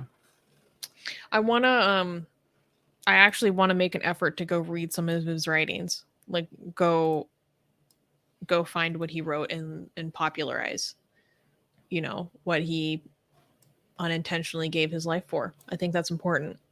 Particularly because I have taken an interest in South Asian atheists recently. Okay. I'm seeing the. Is there anything in the live chat you want to highlight before I ask you about whether or not we can share this next news? No. Okay, so is this next thing safe to share? What do you mean? Okay, there's not going to be anything. I don't know what we're about to show, but everything is safe for YouTube, right? Have you not watched? I've sent this to you before. Okay, I must have not seen it. Sorry, I missed it. No, you did. You did see it because you responded to me. No, I responded to you making a comment, but I didn't see a video. All right, let's watch it together. Okay. Okay. Can we clap? Yes. Next news. Next news. Atheist Republic members help man living on the street in India. So, one thing I love about Atheist Republic is that sometimes I accidentally find out what our members are doing just because I just hear about it on accident because our community is so large that sometimes, these things don't even come to my attention at the time. But I recently discovered this really sweet video of some of our members in what's the name of it? Oh yeah, Siliguri in West Bengal, helping this guy who was living on the street. And I thought it was really sweet. Wait, do you want to play it? Yes, I did. I wasn't going to play it while you were talking because it's going to... Oh, there's no sound. Oh, there's no sound. Okay. So this is Atheist Republic India? Yes. I went to our different consulates in India and I was posting about it and I was trying to track down these guys and talk to them about it, but I haven't been able to find them yet. So if there's anyone who's a member of our consulates in particularly Northeast India and happen to know who these guys are, I would love to talk to them. Because I haven't been able to find them yet. And I wanted to talk to them about like when this happened and what motivated them to do this. So in this video, and apparently the script in the corner in Bengali, it says youth.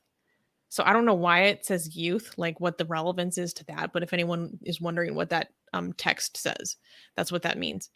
And so they just like come across this guy on the street and they help cut his hair and they shave his beard and they shave his face and then they wash off his body and they like give him some new clothes to help cover himself. And you can kind of see on his right leg, he has this giant bandage around his calf. And then they help replace the bandages on his leg because it's severely broken.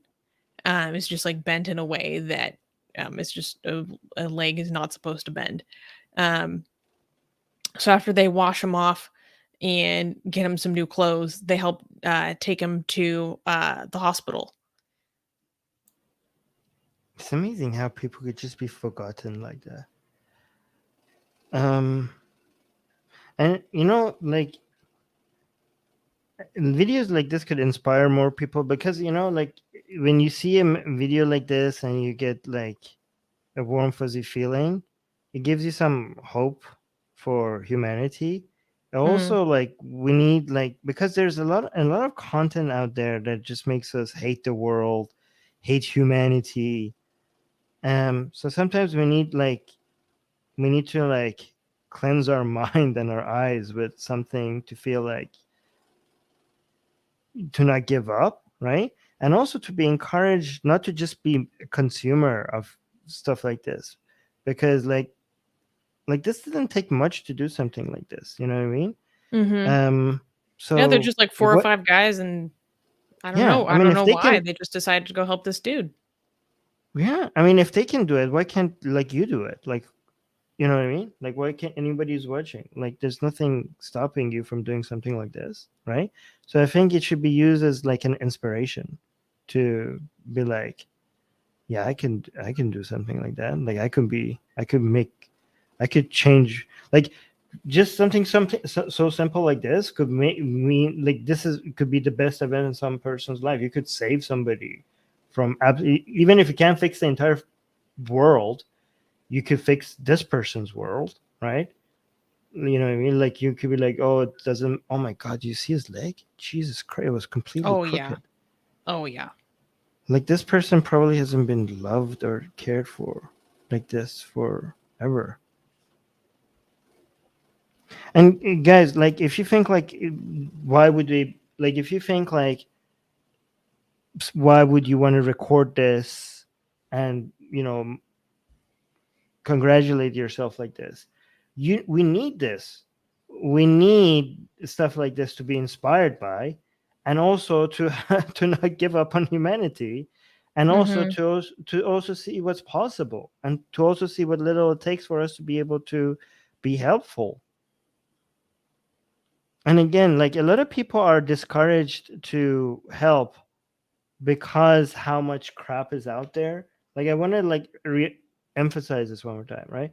Mm. Because you see what you do compared to how much evil out there, it seems so insignificant that it seems like it's worthless to do anything. Because you see, like before I did something helpful and after I did something helpful, the world's level of good evil didn't change that much. So you think like the world is still a shitty place, so why would I do anything like this? But you have to change your perspective. For that one person that helped, that person's world, you were a significant part of that person's world, right? So just look at from that person's perspective. Yeah, from the perspective of the universe, you're insignificant, but from that individual's perspective, you were everything. Mm-hmm. Yeah, I think like I also wanted to highlight this because so many people firmly believe that the basis of charity is religion, and that's all, and or that good acts are only good if they're done in the name of God, which is one of the most like offensive sentiments I've ever heard. It pisses me off so much. And you don't have to go do good charitable acts because you were told to, that you were commanded to. Um, you can do good acts because you see pain in the world and you want to do what you can to alleviate it. Um, I also, wanted to encourage people to join our consulates that we have. So if you guys are interested in finding atheists in your community, you can go to atheistrepublic.com/consulates. In fact, let me get a link to post in the live chat. Yeah, And you know help you can find people that you can go organize and do this kind of stuff with yourself. And if you we would love to highlight your work if you like to do some kinds of things like this or other charitable things as well. um like this wasn't even posted by them. This was posted. Look how like atheist is being used in a non-taboo way here.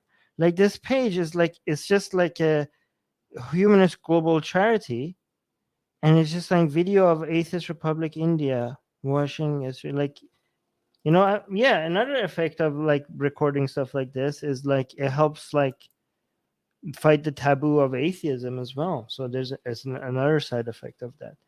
Um, like, you're trying to find these people and talk to them. Is that what you're yeah, trying to do? Because I haven't been yeah, able to find them yet in our different consulates, and I dug through the consulates that are closest to this area to try to find wow. maybe someone who posted it there, and I couldn't find it. So I'm still trying to find these guys. like, okay, guys, we have consulates in, like, Susanna put the link here. And also, if you just search on Google for Atheist Republic consulates, if you are in India, make sure you use a VPN. Maybe by next week, not this week, get NordVPN. Just no, I'm kidding. Just use any VPN and just search for Atheist Republic consulates, because for people who don't know, we've been banned by some ISPs in India, so that's why I'm saying use a VPN. And then find your local consulate, and there are other people there that maybe you could like organize something in your city, to do something like this with. Just be careful, be mindful of whatever risks health wise, with the whole disease that is going around, and also legal, or like, just, we're not, you are more aware of local issues than we are, like, so be mindful of that. What I also wanted to Yeah. say was, wow, it slipped through my mind. Oh yeah. So if you do want to join our consulates, we do have, I think, between 14 and 18 different local groups in India, but we did take them down from the main page on our website because our admins and our members were being targeted by Hindu-Nationalists. So if you do want to join our in-person community in India, please email me at Susanna, which is spelled Susanna, at atheistrepublic.com. And because we have to have a little bit more security for those consulates, we can't have them as public anymore.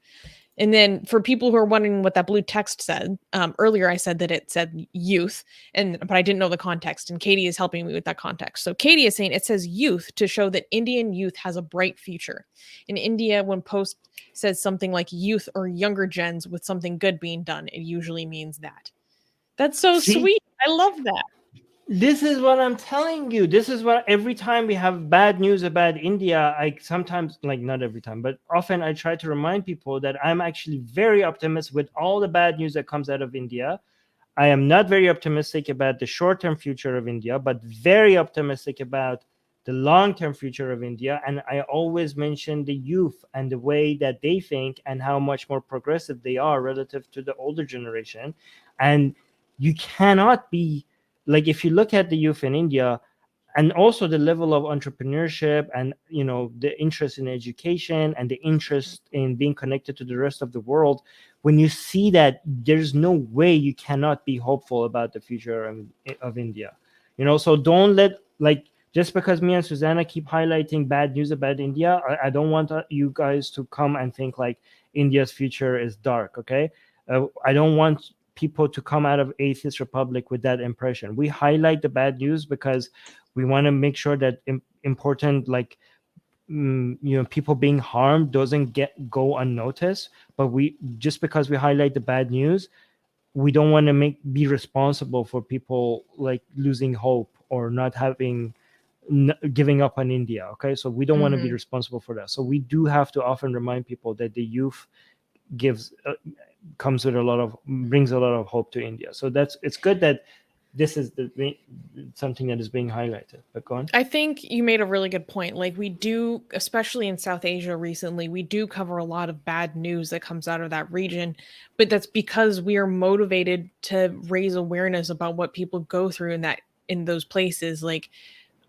obviously it just is reflected in the way what things are covered, or how often they're covered, or how seriously they're taken, that for lack of a better term, like, human life just seems to cost less there, or people treat it like it costs less. And we want to change that. And so we change that by trying to highlight, these issues and talk about it more. Bring it to a different audience who wouldn't normally know about these things, right? But we do have to balance that with beautiful things.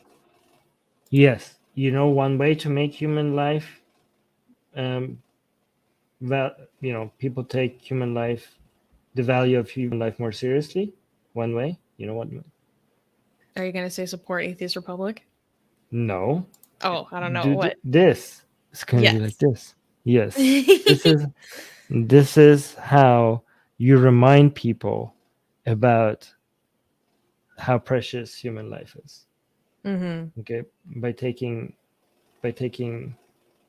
every experience seriously. All right. I have some start comments. Do you want to highlight them? And let's look through these. Well, we already covered most of them. But Rudresh is saying, I have hope with young as young people want to eradicate caste system more than the previous generations. Yes. Here's hoping to that. I'll raise a glass to that. And Nobara is saying, good job, Atheist Republic India. That's the way to go. Yes. Thank you. Thank you to those people who did this. Yeah, I hope like we get to, I mean, if they don't want to dump, like we're not going to pressure them, obviously. But if they do, if they're interested in coming and speaking to us, that would be great.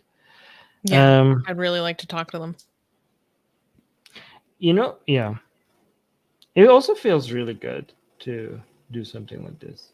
If you try it, like some people think like if you ever try something like doing something like that, you will get addicted to the rewards, the feeling that you get from it. So just try it and see what you get, what it feels like.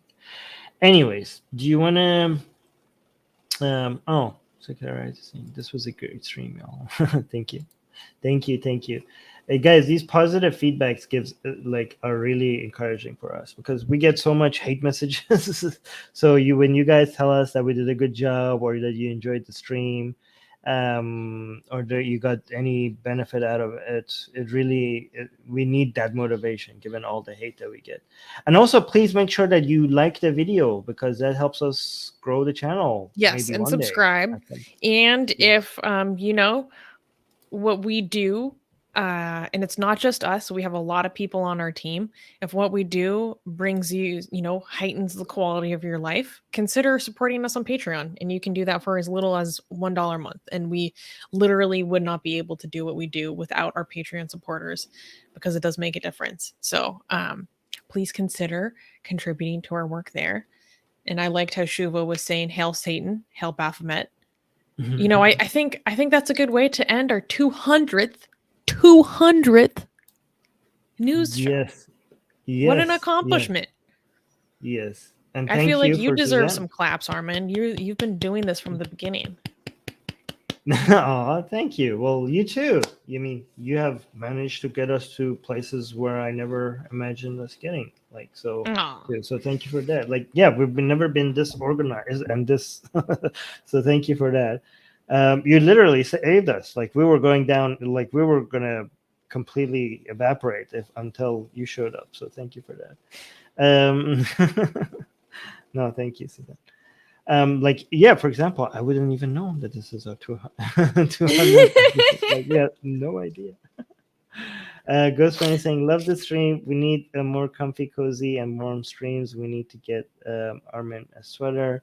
He will patently reject that sweater. He doesn't even wear sleeves anymore. No, I'm very comfortable. Thank you. You guys, okay, so here's one of the messages. So Sarah, why do we have to end this on a hater note? It's funny. You guys are still atheists. You guys are still atheists. How sad. Oh, it's so sad to see people so lost that they think they're so right.